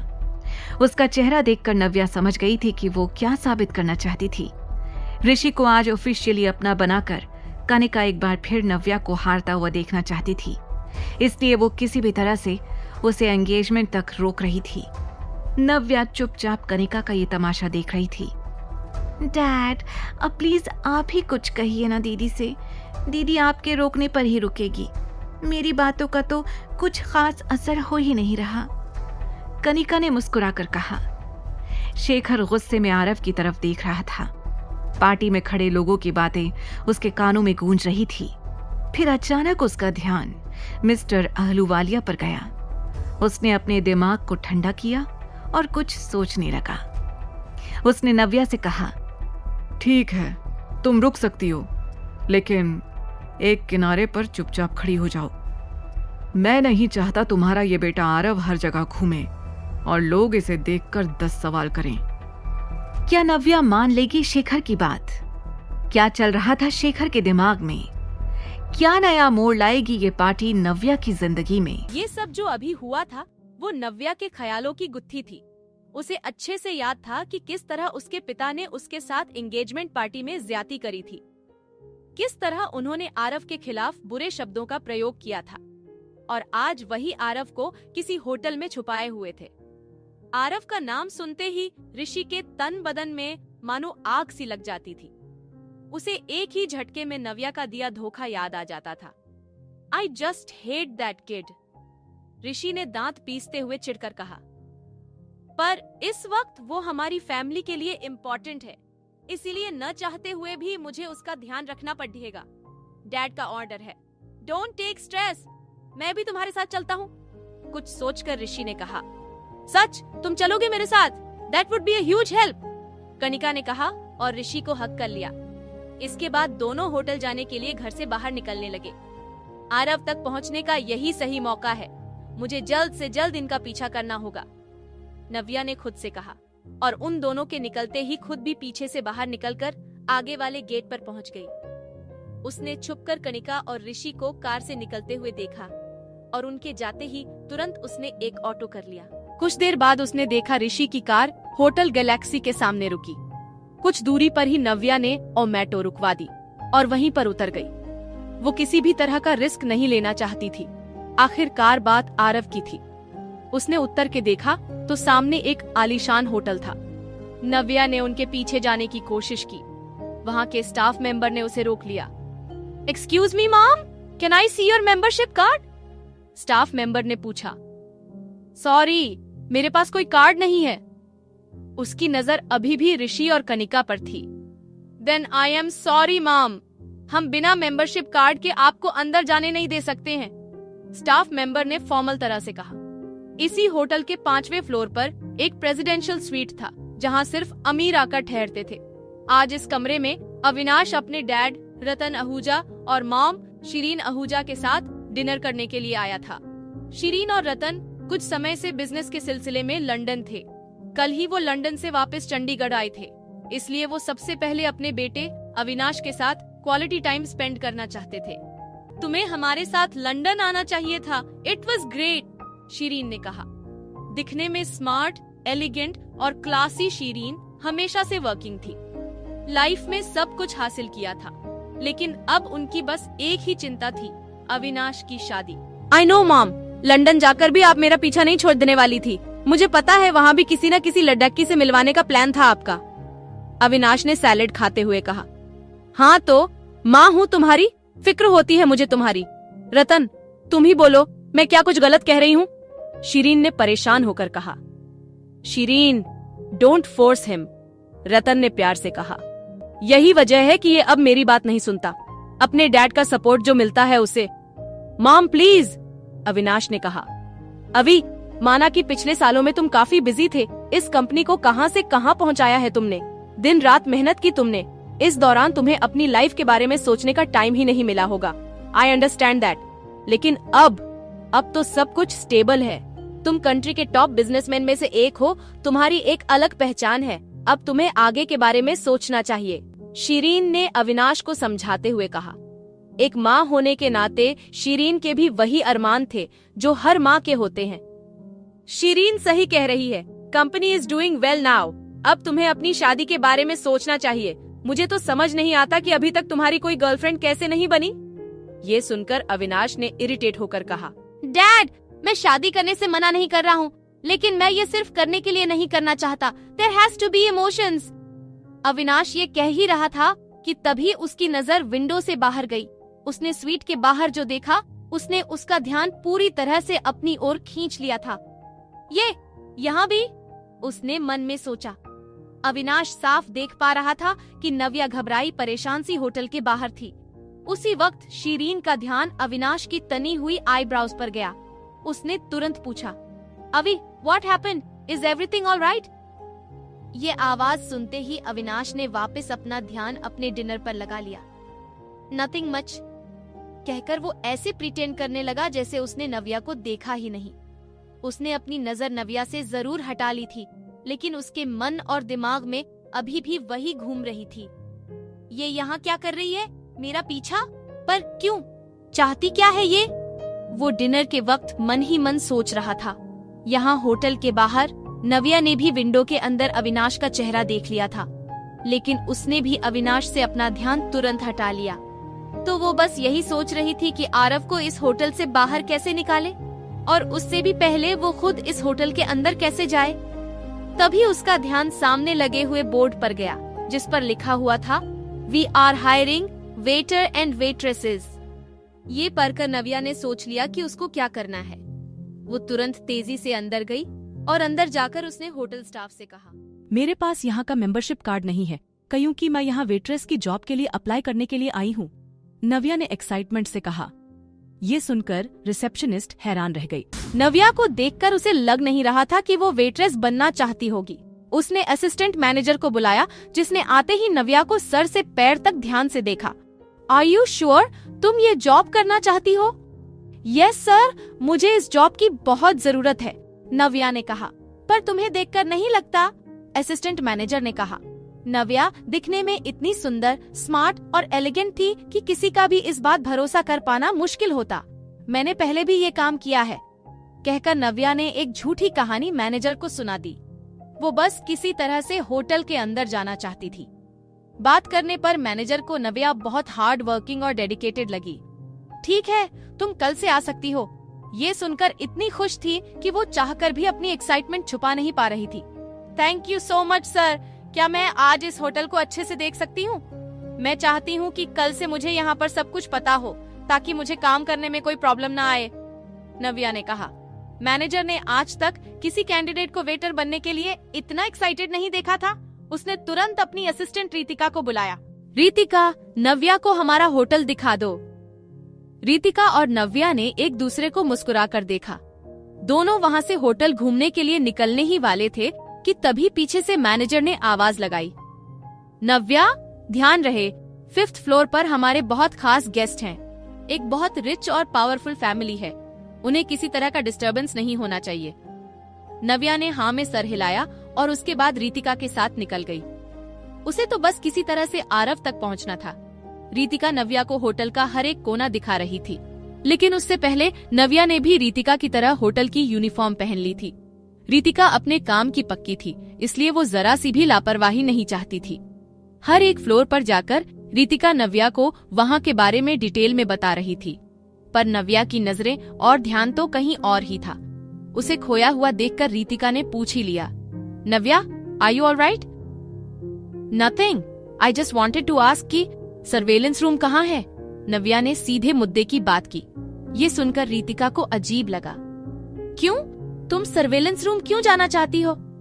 बस ऐसे ही, होटल का हार्ट तो सर्वेलेंस रूम ही होता है ना। किसी भी तरह की इमरजेंसी में वहीं पर जाना पड़ता है, बस इसीलिए पूछा। रितिका ने मुस्कुराते हुए नव्या को सर्वेलेंस रूम का रास्ता भी बता दिया। थैंक यू, तुम मेरे लिए इतना सब कुछ कर रही हो, नव्या ने कहा। वी आर कॉलीग्स, ये तो मेरा काम है, रितिका ने कहा और फिर से नव्या को होटल दिखाने में बिजी हो गई। अब जब सर्वेलेंस रूम का पता चल गया था, तो नव्या होटल घूमकर अपना टाइम वेस्ट नहीं करना चाहती थी। उसने रितिका से वॉशरूम का बहाना किया और वहाँ से निकल गई। यहाँ अविनाश और उसकी फैमिली का डिनर पूरा हो चुका था। डिनर के बाद रतन और शीरीन घर निकल रहे थे। तुम भी हमारे साथ घर चलते, रतन ने कहा। डैड, मैंने कहा ना, एक इम्पोर्टेंट वीडियो कॉन्फ्रेंस है, मुझे यहीं से अटेंड करनी होगी। आप लोग निकल जाइए, मैं बाद में घर आ जाऊंगा, अविनाश ने कहा। जिसके बाद रतन और शीरीन वहां से निकल गए। अविनाश अपने ऑफिशियल गेटअप में आ चुका था, शर्ट, टाई और सामने लैपटॉप। यहाँ नव्या वॉशरूम का बहाना करके सर्वेलेंस रूम ढूंढने निकल तो गई थी, लेकिन अभी तक उसे सर्वेलेंस रूम मिला नहीं था। वो रितिका के बताए हुए फ्लोर पर घूम रही थी, लेकिन उसे समझ नहीं आ रहा था कि रितिका ने किस डायरेक्शन में जाने के लिए कहा था। तभी अचानक नव्या एक लिफ्ट के सामने आ गई और लिफ्ट का दरवाजा खुल गया। दरवाजा खुलते ही नव्या ने देखा कि लिफ्ट के अंदर ऋषि और कनिका थे। नव्या घबराकर पलट गई। अगर इन लोगों ने मुझे देख लिया तो मैं आरव को कभी ढूंढ नहीं पाऊंगी। नो, मन ही मन सोचती हुई नव्या पीछे पलटी हुई थी। पर अच्छी बात ये थी कि उसने होटल की यूनिफॉर्म पहन रखी थी, इसीलिए ऋषि और कनिका उसके बगल से निकल गए, पर उसे पहचान नहीं पाए। उन लोगों के आगे जाते ही नव्या ने सुकून भरी गहरी सांस ली। ये 4th फ्लोर है। मैंने इन दोनों को नीचे तो नहीं देखा, मतलब ये ऊपर वाले किसी फ्लोर से आ रहे हैं। सोचते हुए नव्या तुरंत लिफ्ट के अंदर चली गई। 5th फ्लोर पर आते ही उसने 2 बॉडीगार्ड्स को देखा। ये गार्ड्स यहाँ पर, मैनेजर ने तो कहा था कि इस फ्लोर पर उनके गेस्ट रुके हुए हैं। नव्या सोच में पड़ गई। उसे याद आ रहा था कि मैनेजर ने उसे इस फ्लोर से दूर रहने के लिए कहा था, लेकिन वो छुपकर अभी भी गार्ड्स को देख रही थी। दोनों गार्ड्स एक रूम के बाहर खड़े थे, कभी उसके दाएं घूमते तो कभी बाएं, लेकिन थे वो उसी कमरे के आगे। कुछ तो है इस कमरे में, पर क्या? कहीं आरव इसी रूम में तो नहीं? नव्या के दिमाग में आया। अभी वो आरव को ढूंढने का एक भी मौका हाथ से नहीं जाने देना चाहती थी। उसे पहले तो मैनेजर की बात याद करके आगे जाने से डर लग रहा था, लेकिन फिर उसने सोचा, हो सकता है डैड ने ही यहाँ के मैनेजर से बात की हो और उनसे कहा हो कि किसी को भी इस फ्लोर पर आने मत दें। शायद डैड ने ही यहाँ पर गार्ड्स भी लगाए हों ताकि कोई आरव तक पहुंच ही ना पाए। मुझे एक बार तो इस कमरे के अंदर जाकर देखना ही होगा।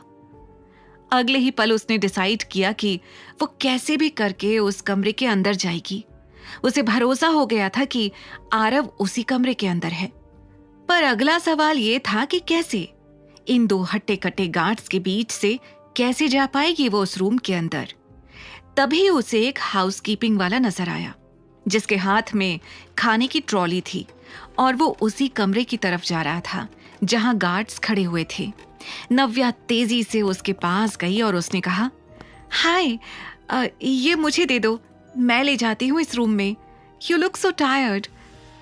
उसकी ये बात सुनकर हाउसकीपिंग स्टाफ मेंबर हैरान हो गया। उसने नव्या को पहले इस होटल में कभी नहीं देखा था। उसने सर से लेकर पैर तक उसे ध्यान से देखते हुए पूछा, तुम कौन हो? मैंने आज ही ज्वाइन किया है ये होटल, इसलिए शायद तुमने मुझे देखा ही नहीं होगा। वैसे भी इतना बड़ा होटल है और इतने सारे एम्प्लॉइज, लोग कैसे ही पहचानेंगे एक दूसरे को? नव्या ने हड़बड़ाकर कहा। उस स्टाफ मेंबर को नव्या की बातें थोड़ी अजीब लग रही थी, लेकिन नव्या की यूनिफॉर्म यही कह रही थी कि वो इसी होटल का स्टाफ है। इससे पहले कि वो नव्या पर शक करता, नव्या ने उसके हाथ से फूड ट्रॉली ले ली। ये मुझे दे दो, मैं हैंडल कर लूंगी, तुम ना जाकर रेस्ट करो। वैसे भी तुम्हारे चेहरे से ऐसा लग रहा है जैसे तुमने पिछले कुछ दिनों से ठीक से रेस्ट नहीं किया है, नव्या ने झूठ बोलते हुए कहा। उसके जाते ही नव्या ने गहरी सांस ली और गार्ड्स वाले रूम की तरफ बढ़ने लग गई। बस अब आरव मुझसे थोड़ी ही दूर है, एक बार मैं उसे देख लूं, फिर मुझे उसे यहां से ले जाने से कोई नहीं रुक सकता। मन में सोचती हुई नव्या गेट तक पहुंची तो वहां खड़े गार्ड्स उसे देखने लग गए। इससे पहले कि वो कुछ पूछते, नव्या ने कहा, डिनर। गार्ड्स ने उसकी यूनिफॉर्म और हाथ में ट्रॉली को देखकर उसे रूम में जाने दिया।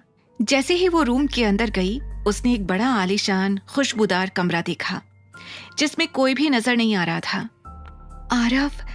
आरव कहाँ है? नव्या ने धीरे से खुद से पूछा। उसने खाने की ट्रॉली वहीं पर छोड़ी और कमरे के हर एक कोने में आरव को ढूंढने लग गई। पर उसी वक्त उसे रियलाइज हो गया कि इस कमरे में कोई भी नहीं है। ये कैसे हो सकता है? जब ये कमरा खाली है तो बाहर खड़े वो गार्ड्स खाली कमरे की पहरेदारी कर रहे हैं।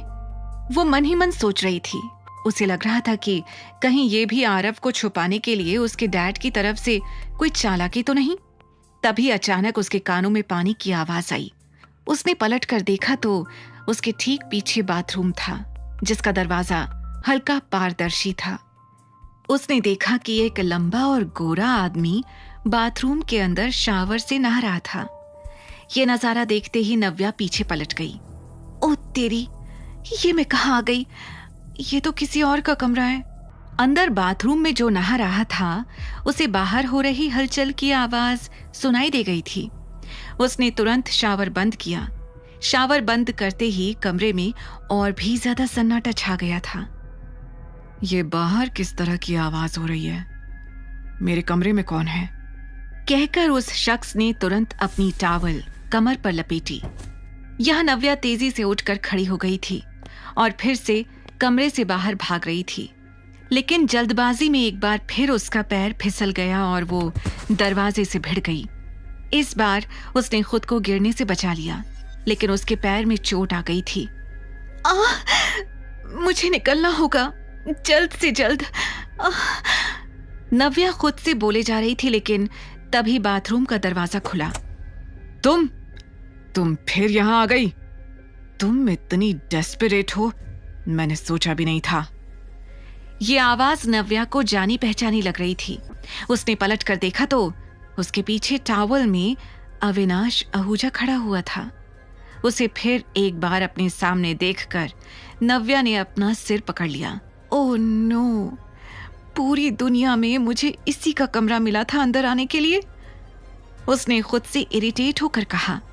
जिस तरह से अविनाश की नजरें उसे घूर रही थीं, वो समझ गई थी कि अविनाश जरूर कुछ गलत ही समझ रहा होगा। नव्या ने एक गहरी सांस लेते हुए अंदर आकर कहा, What a coincidence.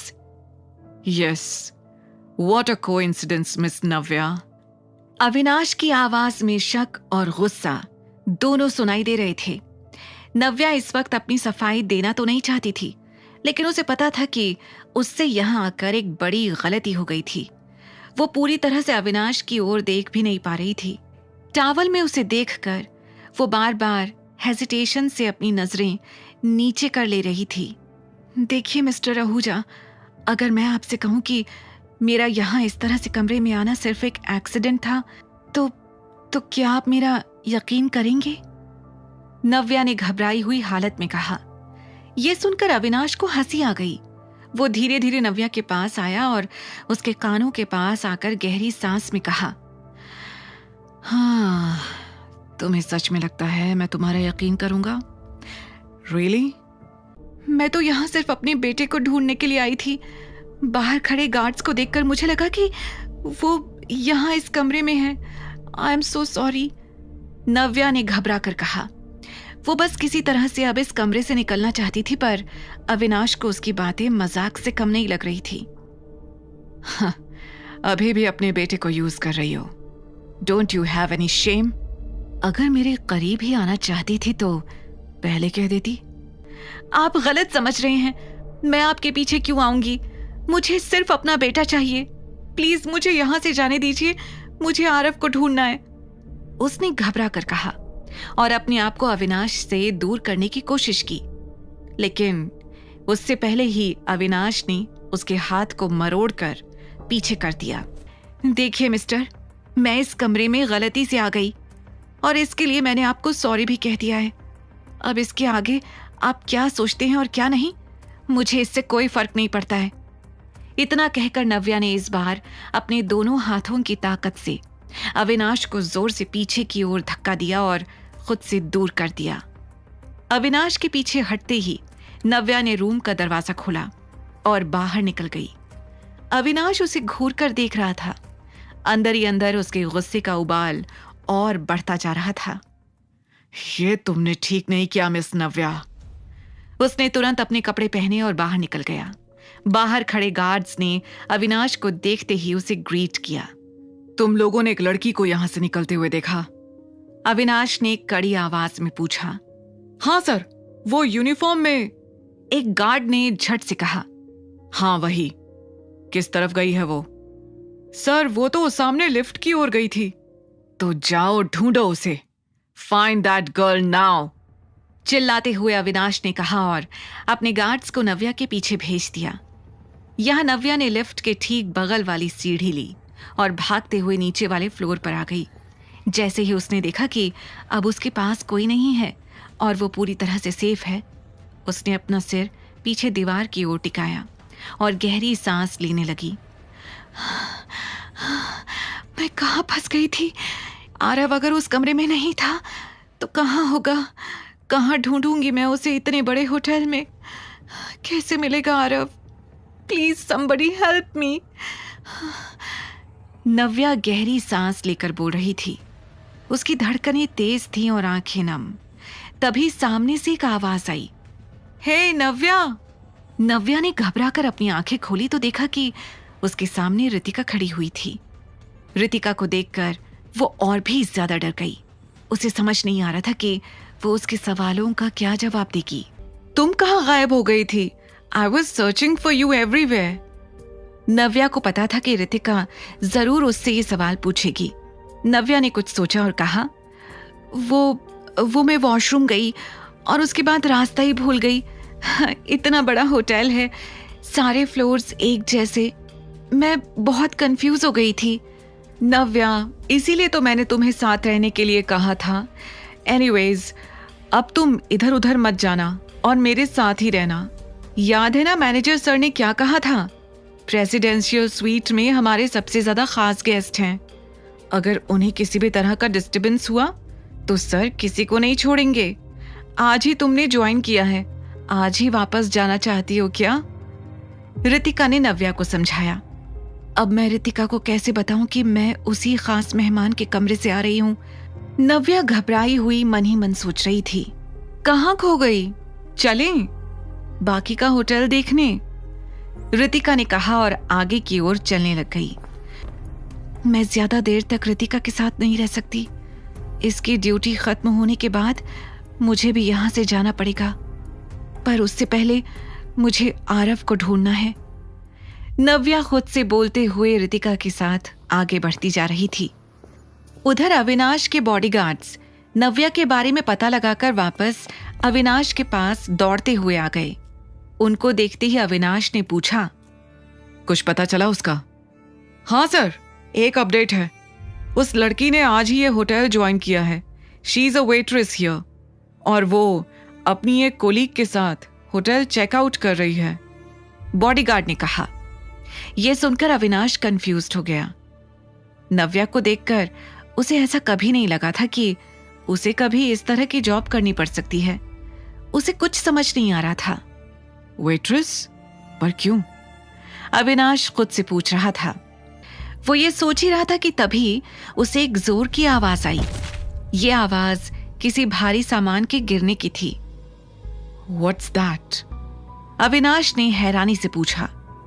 उसके साथ साथ उसके बॉडीगार्ड्स भी एक दूसरे का मुंह देख रहे थे। उन तीनों को वो आवाज बड़ी अजीब लगी। उनमें से एक बॉडीगार्ड ने बाहर जाकर चेक किया, लेकिन उसे कोई भी नजर नहीं आया। वो अंदर आकर ये बात अविनाश को बताने ही वाला था कि तभी एक और आवाज आई। इस बार ये आवाज कांच के गिरने की थी। इस बार अविनाश को लगा कि आसपास सच में कुछ गड़बड़ है। यह आवाज शायद पास वाले रूम से आ रही है। जाओ जाकर चेक करो और समझाओ उन्हें कि जब इतने बड़े होटल में रहना नहीं आता तो आते क्यों हैं। अविनाश ने गुस्से में अपने बॉडीगार्ड्स को बाहर भेज दिया। गार्ड्स तुरंत पास वाले रूम के बाहर खड़े हो गए। उन्हें अभी भी अंदर से सामान गिरने और किसी के चिल्लाने की आवाज आ रही थी। उन दोनों ने एक दूसरे को देखा और फिर डोर बेल बजा दी। बेल की आवाज सुनते ही अंदर एक आदमी ने डोर के फिश आई से झांक कर देखा। बाहर हट्टे कट्टे बॉडीगार्ड्स को देखकर वो डर गया। उसने तुरंत अंदर से चिल्लाते हुए कहा, क्या है? बाहर कौन है? अंदर क्या कर रहे हो? ये आवाजें कैसी हैं? तुम्हें पता भी है तुम्हारे बगल वाले रूम में कौन रह रहा है? शांति से रहो और दूसरों को भी रहने दो। अविनाश के गार्ड्स ने अंदर वाले आदमी को जोर से डांटते हुए कहा। जैसे ही गार्ड्स वापस अविनाश के कमरे की ओर जाने लगे, उन्हें एक बच्चे की आवाज आई। छोड़ो मुझे, जाने दो मुझे। मेरे पापा आकर तुम लोगों को बहुत मारेंगे। मेरे पापा बहुत पावरफुल हैं। बच्चे की आवाज इतनी तेज थी कि इस बार अविनाश को भी सुनाई दे गई थी। इससे पहले कि बॉडीगार्ड्स अंदर जाते, अविनाश कमरे से बाहर आ गया। उसने घबराई हुई आवाज में पूछा, ये आवाज तो जानी पहचानी सी लग रही है। कहां से आ रही है ये आवाज? सर, इस कमरे से। हमने समझाया इन्हें, लेकिन ये चुप होने का नाम ही नहीं ले रहे हैं, बॉडीगार्ड्स ने डरते हुए कहा। यह सुनते ही अविनाश के दिमाग की घंटी बजने लगी। उसे नव्या की बात याद आ गई जब उसने कहा था कि आरव गायब है। वो बिना और कुछ सोचे बगल वाले रूम के बाहर आ गया और जोर से नॉक करने लगा। दरवाजा खोलो, कौन है अंदर? अविनाश ने गुस्से से चिल्लाते हुए कहा। उसके चेहरे पर अब आरव के लिए फिक्र साफ दिखाई दे रही थी। अंदर जो आदमी थे, उन्होंने फिर से झांक कर देखा। इस बार अविनाश को सामने देखकर उन्हें समझ आ गया कि ये कोई छोटा मोटा आदमी नहीं है। डर के कारण उन लोगों ने दरवाजे को अंदर से पकड़ लिया। वो किसी भी कीमत पर दरवाजा खुलने नहीं देना चाहते थे। बाहर अविनाश के सब्र का बांध अब टूटता जा रहा था। दरवाजा खोलो डैम इट, उसने एक आखिरी बार जोर से चिल्लाकर कहा। लेकिन जब उसके बाद भी दरवाजा नहीं खुला तो वो 3 कदम पीछे गया और जोर से अपना पैर दरवाजे पर दे मारा। एक ही बार में दरवाजा अंदर तक खुल गया और उसके पीछे खड़े आदमी पीछे तक गिर गए। अविनाश के दरवाजा तोड़ते ही उसके बॉडीगार्ड्स तन तनाते हुए अंदर आ गए और तभी उसने देखा कि सामने के सोफे पर आरव अपनी कमर पर हाथ रखे हुए खड़ा था। उसने हाफ पैंट्स और एक कैजुअल टी शर्ट पहनी हुई थी। उसके बाल बिखरे थे और चेहरे पर उन गुंडों के लिए गुस्सा था। जैसे ही उसने अविनाश को देखा, खुशी से चिल्ला पड़ा, पापा आप आ गए। आरव को देखकर अविनाश का दिल पसीज गया था। यहाँ इन गुंडों के बीच, इसका मतलब है कि नव्या सही कह रही थी। उसे सच में मेरी हेल्प चाहिए थी और मैं उसे गलत समझता रहा। वो आरव का सर सहलाते हुए सोच रहा था। आरव, ये सब हुआ कैसे? तुम यहाँ क्या कर रहे हो इन लोगों के साथ? कौन है ये लोग? अविनाश ने उन गुंडों की तरफ इशारा करते हुए आरव से पूछा। वो ईविल आंटी ने ये सब कुछ किया, आरव ने सैड फेस बनाते हुए कहा। वो भले ही अपनी तरफ से उन गुंडों से लड़ रहा था, उन्हें मार रहा था, लेकिन अंदर से वो भी बहुत डरा हुआ था। अविनाश को देखते ही उसकी जान में जान आ गई थी। Evil aunty? हाँ, कनिका मौसी ने मुझे यहाँ इन लोगों के साथ छोड़ा है। मैंने उनसे कितना कहा था कि मुझे यहाँ नहीं रहना, मुझे मम्मा के पास जाना है, लेकिन उन्होंने नहीं सुना। बस मुझे यहाँ इन लोगों के साथ छोड़ दिया। आई हेट हर, वो बहुत बुरी हैं, आरव ने गुस्से में कहा। उसकी बातें सुनकर अविनाश का गुस्सा कनिका के लिए बढ़ता ही जा रहा था। तभी अविनाश को नव्या की बात याद आई, जब उसने बताया था कि शेखर सिन्हा ने ही आरव को किडनैप किया है। ये सोचकर उसने आरव से कहा, आरव, तुम्हारी आंटी ने तुम्हें यहाँ बंद क्यों किया है? ये कब हुआ? कल पार्टी में तो तुम अपनी मम्मा के साथ ही थे। अविनाश को लगा नहीं था कि आरव उसके इस सवाल का जवाब दे पाएगा, लेकिन उसने जितना सोचा था, आरव उससे भी ज्यादा स्मार्ट निकला। कल पार्टी के बाद जैसे ही आपने मम्मा को हॉस्पिटल में एडमिट किया था, वो ईविल आंटी मेरे पास आ गई थी। उन्होंने मेरा हाथ पकड़ा और मुझे यहाँ से ले गई। उन्होंने कहा कि जब तक मैं यहाँ रहूंगा, मम्मा नानू की बात सुनेगी और वैसे ही करेगी जैसे नानू कहेंगे। उसकी मासूम आवाज में ये सब कुछ सुनकर अविनाश का गुस्सा बढ़ता ही जा रहा था। नानू, नानी और ईविल आंटी अच्छे नहीं है। वो हर टाइम मम्मा को परेशान करते रहते हैं। They are very bad. Avinash को यकीन नहीं हो रहा था कि शेखर सिन्हा ने अपनी ही बेटी को परेशान करने के लिए उसके बेटे का किडनैप किया था। सच अ शेमलेस फादर।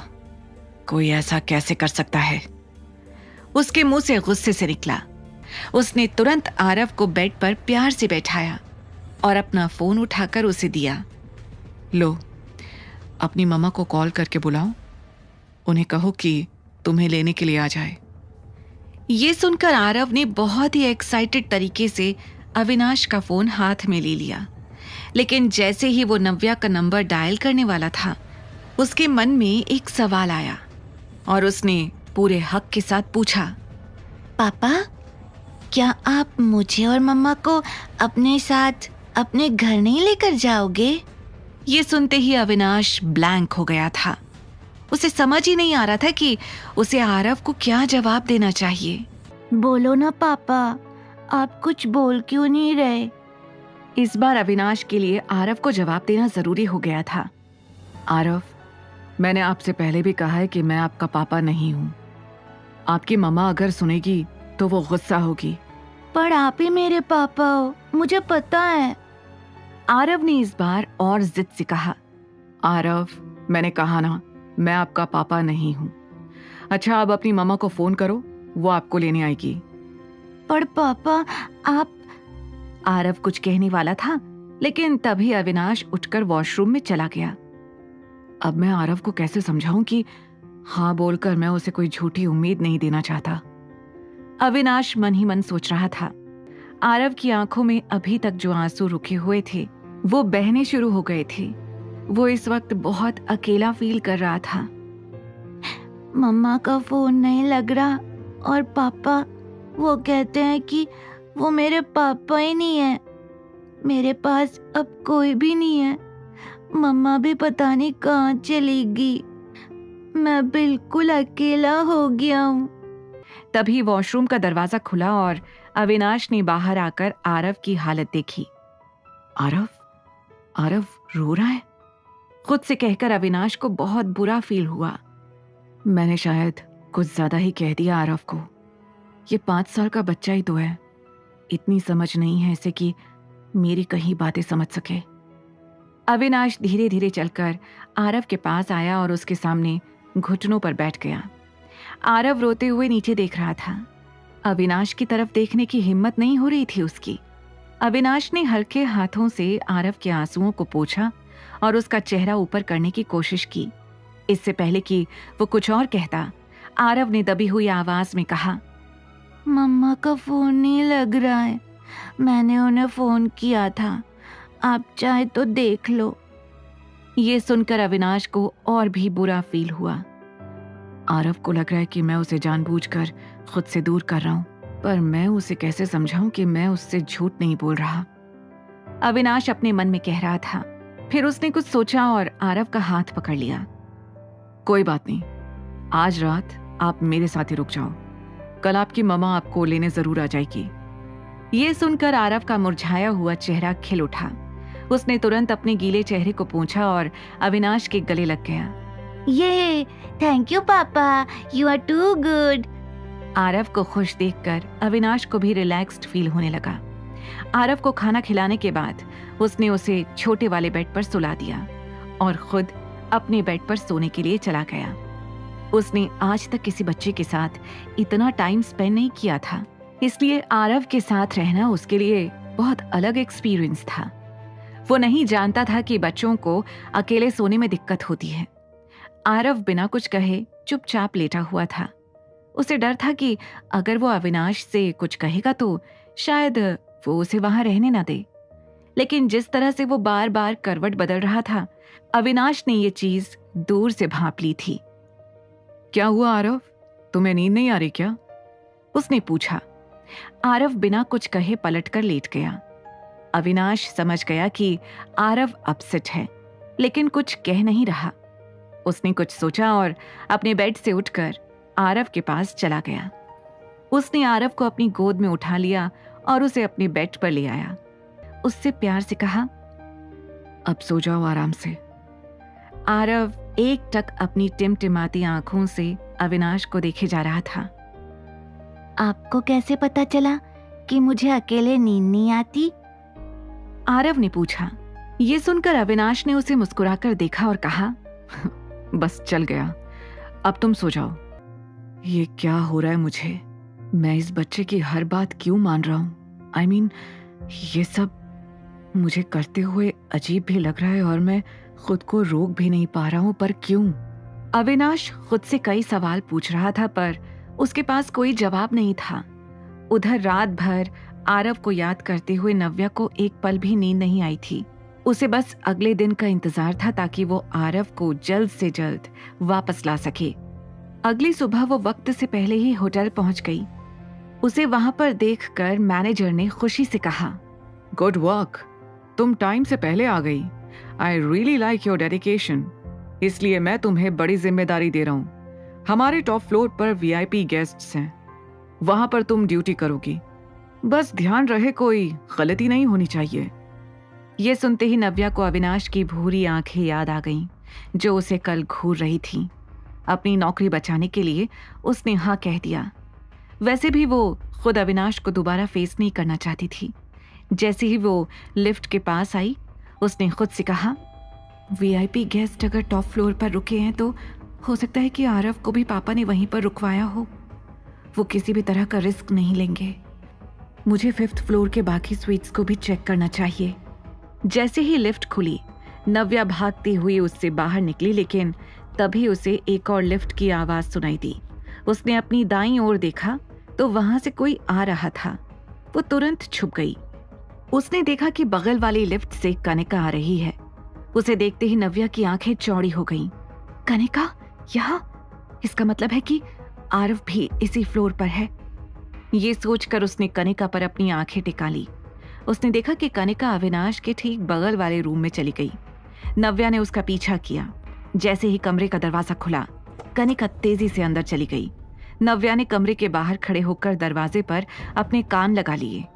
जैसे ही कनिका कमरे के अंदर गई, उसके होश उड़ गए। चारों ओर बिखरा हुआ सामान और उतरी हुई शक्ल के 2 आदमी। उसने चिल्लाकर पूछा, आरव कहाँ है? उसके इस सवाल पर दोनों आदमियों ने अपने सिर झुका लिए। ये देखकर कनिका का मानो खून खौल गया था। अरे कुछ बोलो, आरव कहाँ है? उन दोनों आदमियों ने एक दूसरे को डरते हुए देखा। वो कुछ कह पाते उससे पहले ही उन्हें अविनाश का चेहरा याद आ गया। इसलिए उन दोनों ने घबराई हुई हालत में कहानी बना ली।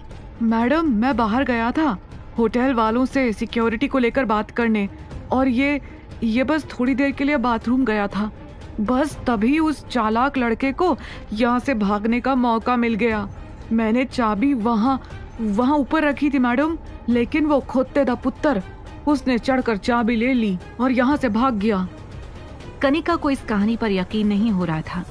उसे समझ नहीं आ रहा था कि इतना जरा सा बच्चा इतने हट्टे कट्टे आदमियों के बीच से निकल कैसे गया। तुम दोनों का दिमाग खराब है क्या? पता है ना वो बच्चा हमारे लिए कितना इम्पोर्टेंट था। अगर वो नहीं मिला तो हम नव्या से क्या कहेंगे? उसकी माँ हमारी बात कैसे सुनेगी? कनिका ने चिल्लाते हुए कहा और दोनों आदमियों को जोर से थप्पड़ लगाई। उसकी आवाज इतनी तेज थी कि बाहर खड़ी नव्या के कानों तक भी पहुंच गई थी। उसने तेजी से दरवाजा खोला और अंदर आ गई। उसे देखकर कनिका का मुंह खुला का खुला रह गया। तुम यहाँ क्या कर रही हो? You shut up.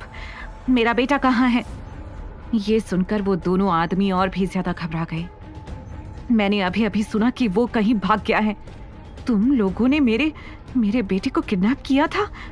दीदी, हमने उसे किडनैप नहीं किया था। आरव मेरे साथ था।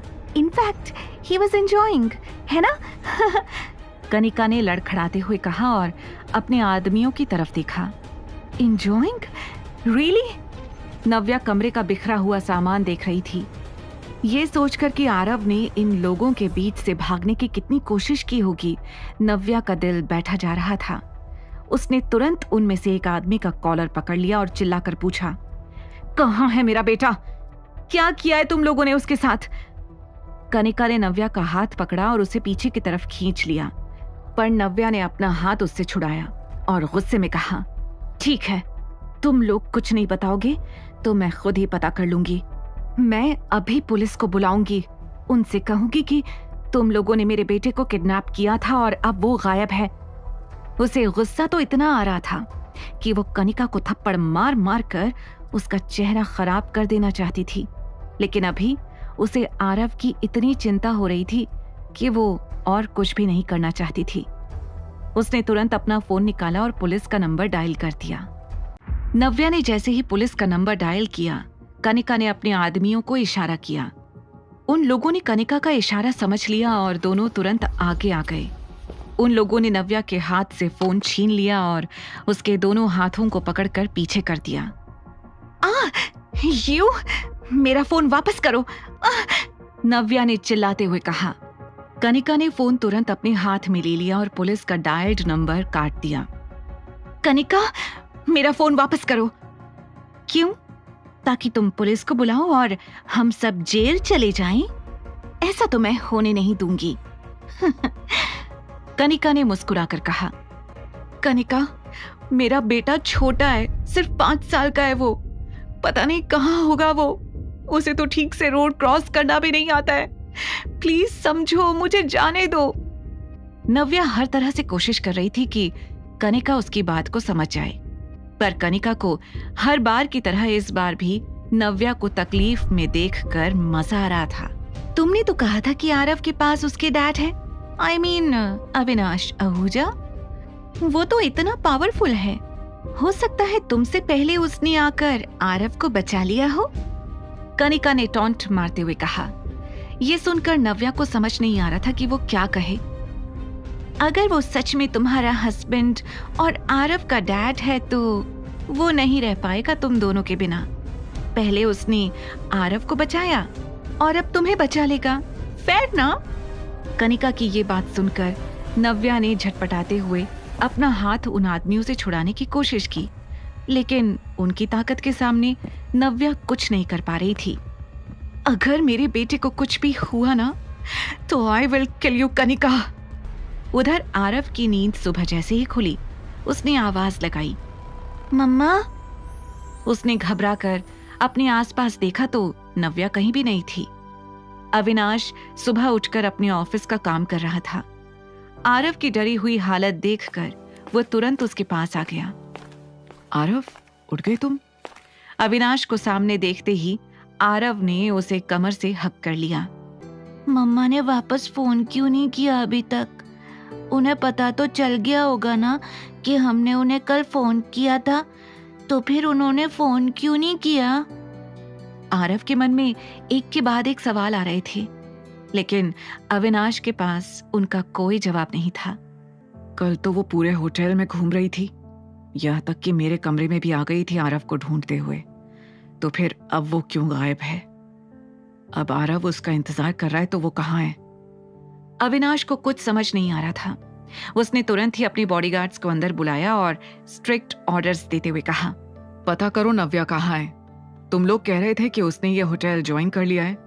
पता करो आज वो आई है या नहीं, और अगर नहीं आई है तो कहाँ है वो? ये सुनकर उसके बॉडीगार्ड्स तुरंत काम पर लग गए।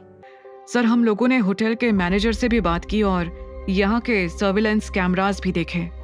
हमें पता चला है कि मिस नव्या सुबह होटल आई थी, लेकिन कनिका सिन्हा और उनके आदमियों ने मिस नव्या को किडनैप कर लिया है। वो लोग उन्हें पीछे के रास्ते से बाहर लेकर गए हैं, एक बॉडीगार्ड ने बताया। ये सुनते ही आरव घबरा गया। मम्मा को वो ईवल आंटी लेकर गई है। पापा, कुछ करो, वो मम्मा को बहुत परेशान करेगी। अविनाश एकटक आरव को देख रहा था और सोच रहा था कि नव्या इस वक्त कहाँ हो सकती है। उधर नव्या को कनिका और उसके आदमियों ने कार में बैठा दिया। जैसे ही उसके मुंह से हाथ हटा, नव्या ने अपने बचाव में चिल्लाना शुरू कर दिया, छोड़ो मुझे, लीव मी। इससे पहले कि वो और चिल्लाती, कनिका के आदमियों ने उसके हाथ बांध दिए, उसके मुंह पर टेप लगा दिया और उसकी आंखों पर पट्टी बांध दी। नव्या को समझ नहीं आ रहा था कि वो किस रास्ते पर जा रही है। अब ना वो अपने आप को छुड़ाने की कोशिश कर पा रही थी और ना ही चिल्लाने की। वो अपने पैरों को पटक कर झटपटाने की कोशिश कर रही थी, लेकिन उससे भी कुछ खास फर्क नहीं पड़ रहा था। थोड़ी देर के बाद नव्या को महसूस हुआ कि उसकी गाड़ी कहीं रुकी है।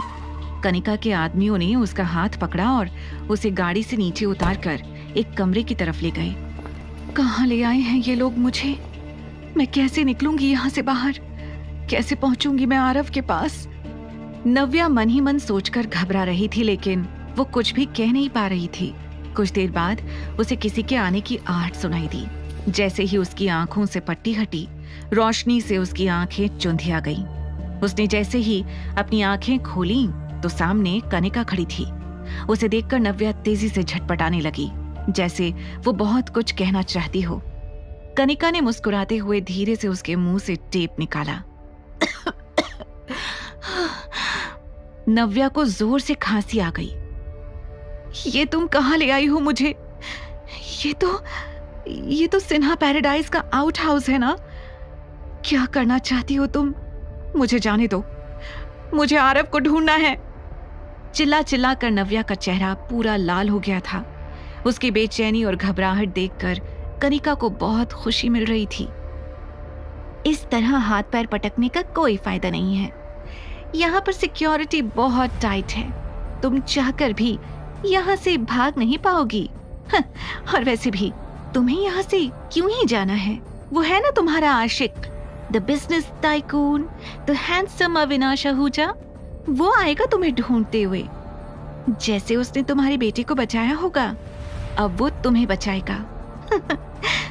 कनिका ने इतराते हुए अपने बालों को सही करते हुए कहा, आज मैं देखना चाहती हूँ कि वो अविनाश आहूजा तुम्हारे लिए क्या कर सकता है।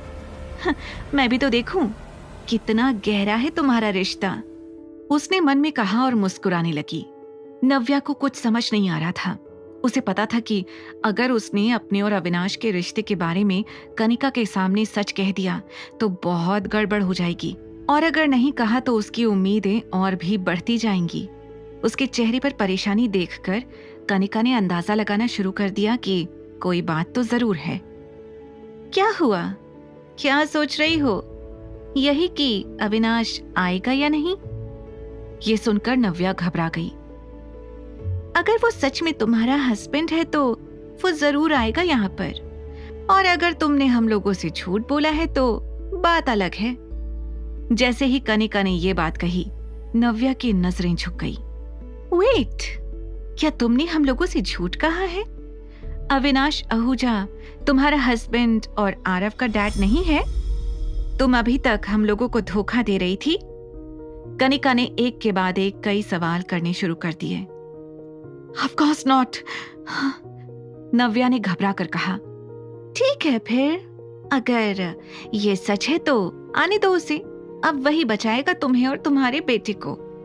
इतना कहकर कनिका ने अपना चश्मा पहना और वहां से जाने लगी। नव्या उसके पीछे से चिल्लाती रही, उसे जाने देने की भीख मांगती रही, लेकिन कनिका ने उसे पलटकर भी नहीं देखा। तभी नव्या ने एक और शख्स को वहां आते हुए देखा। वो शख्स कोई और नहीं बल्कि शेखर था। उसने आते ही कनिका से सवाल किया, ये सब क्या है? आरव कहाँ है? मैंने तुमसे आरव का ध्यान रखने के लिए कहा था ना। मैं आपकी बेटी हूँ, आरव मेरा बच्चा है, आपको उसकी जरा भी चिंता नहीं है? नव्या ने चिल्लाते हुए कहा। लेकिन शेखर का ध्यान उस पर जरा भी नहीं था। ऐसा लग रहा था जैसे वो जानबूझकर नव्या को इग्नोर करने की कोशिश कर रहा हो। कनिका, इससे कह दो अगर ये और कुछ झेलना नहीं चाहती तो अविनाश आहूजा को हमारा बिजनेस पार्टनर बनने के लिए मना ले, नहीं तो यहीं सड़ती रहे। शेखर ने नव्या की तरफ बिना देखे ये बात कही और वहां से दनाते हुए निकल गया। सुना ना तुमने पापा ने क्या कहा? कनिका भी इतराकर वहां से निकल गई। शेखर जैसे ही आउट हाउस से बाहर आया, उसका इंतजार शिखा कर रही थी। उसने कनिका को मुस्कुराकर देखा और फिर फेक चिंता जताते हुए शेखर के कंधे पर अपना हाथ रखकर कहा, हानी, इस लड़की ने बहुत परेशान कर दिया ना तुम्हें। सोचा था 6 साल बाद आएगी तो सुधर जाएगी। एनीवेज, तुम्हें नहीं लगता कि हम नव्या से कुछ ज्यादा ही उम्मीद कर रहे हैं? आई मीन, कहाँ वो अविनाश आहूजा और कहाँ ये? वो क्यों इससे शादी करेगा और क्यों इसे पसंद करेगा? सोचो जरा। हाँ dad, even I think so. मुझे तो लगता है कि इसका और अविनाश का कोई रिश्ता ही नहीं है। इसने हम लोगों से झूठ बोला है और हमें बेवकूफ बनाया है। आगे की कहानी जानने के लिए देखिए अगला एपिसोड सिर्फ पॉकेट FM के YouTube चैनल पर, और द रिटर्न के सारे एपिसोड्स को सुनने के लिए डिस्क्रिप्शन में दी लिंक से डाउनलोड करें पॉकेट FM ऐप।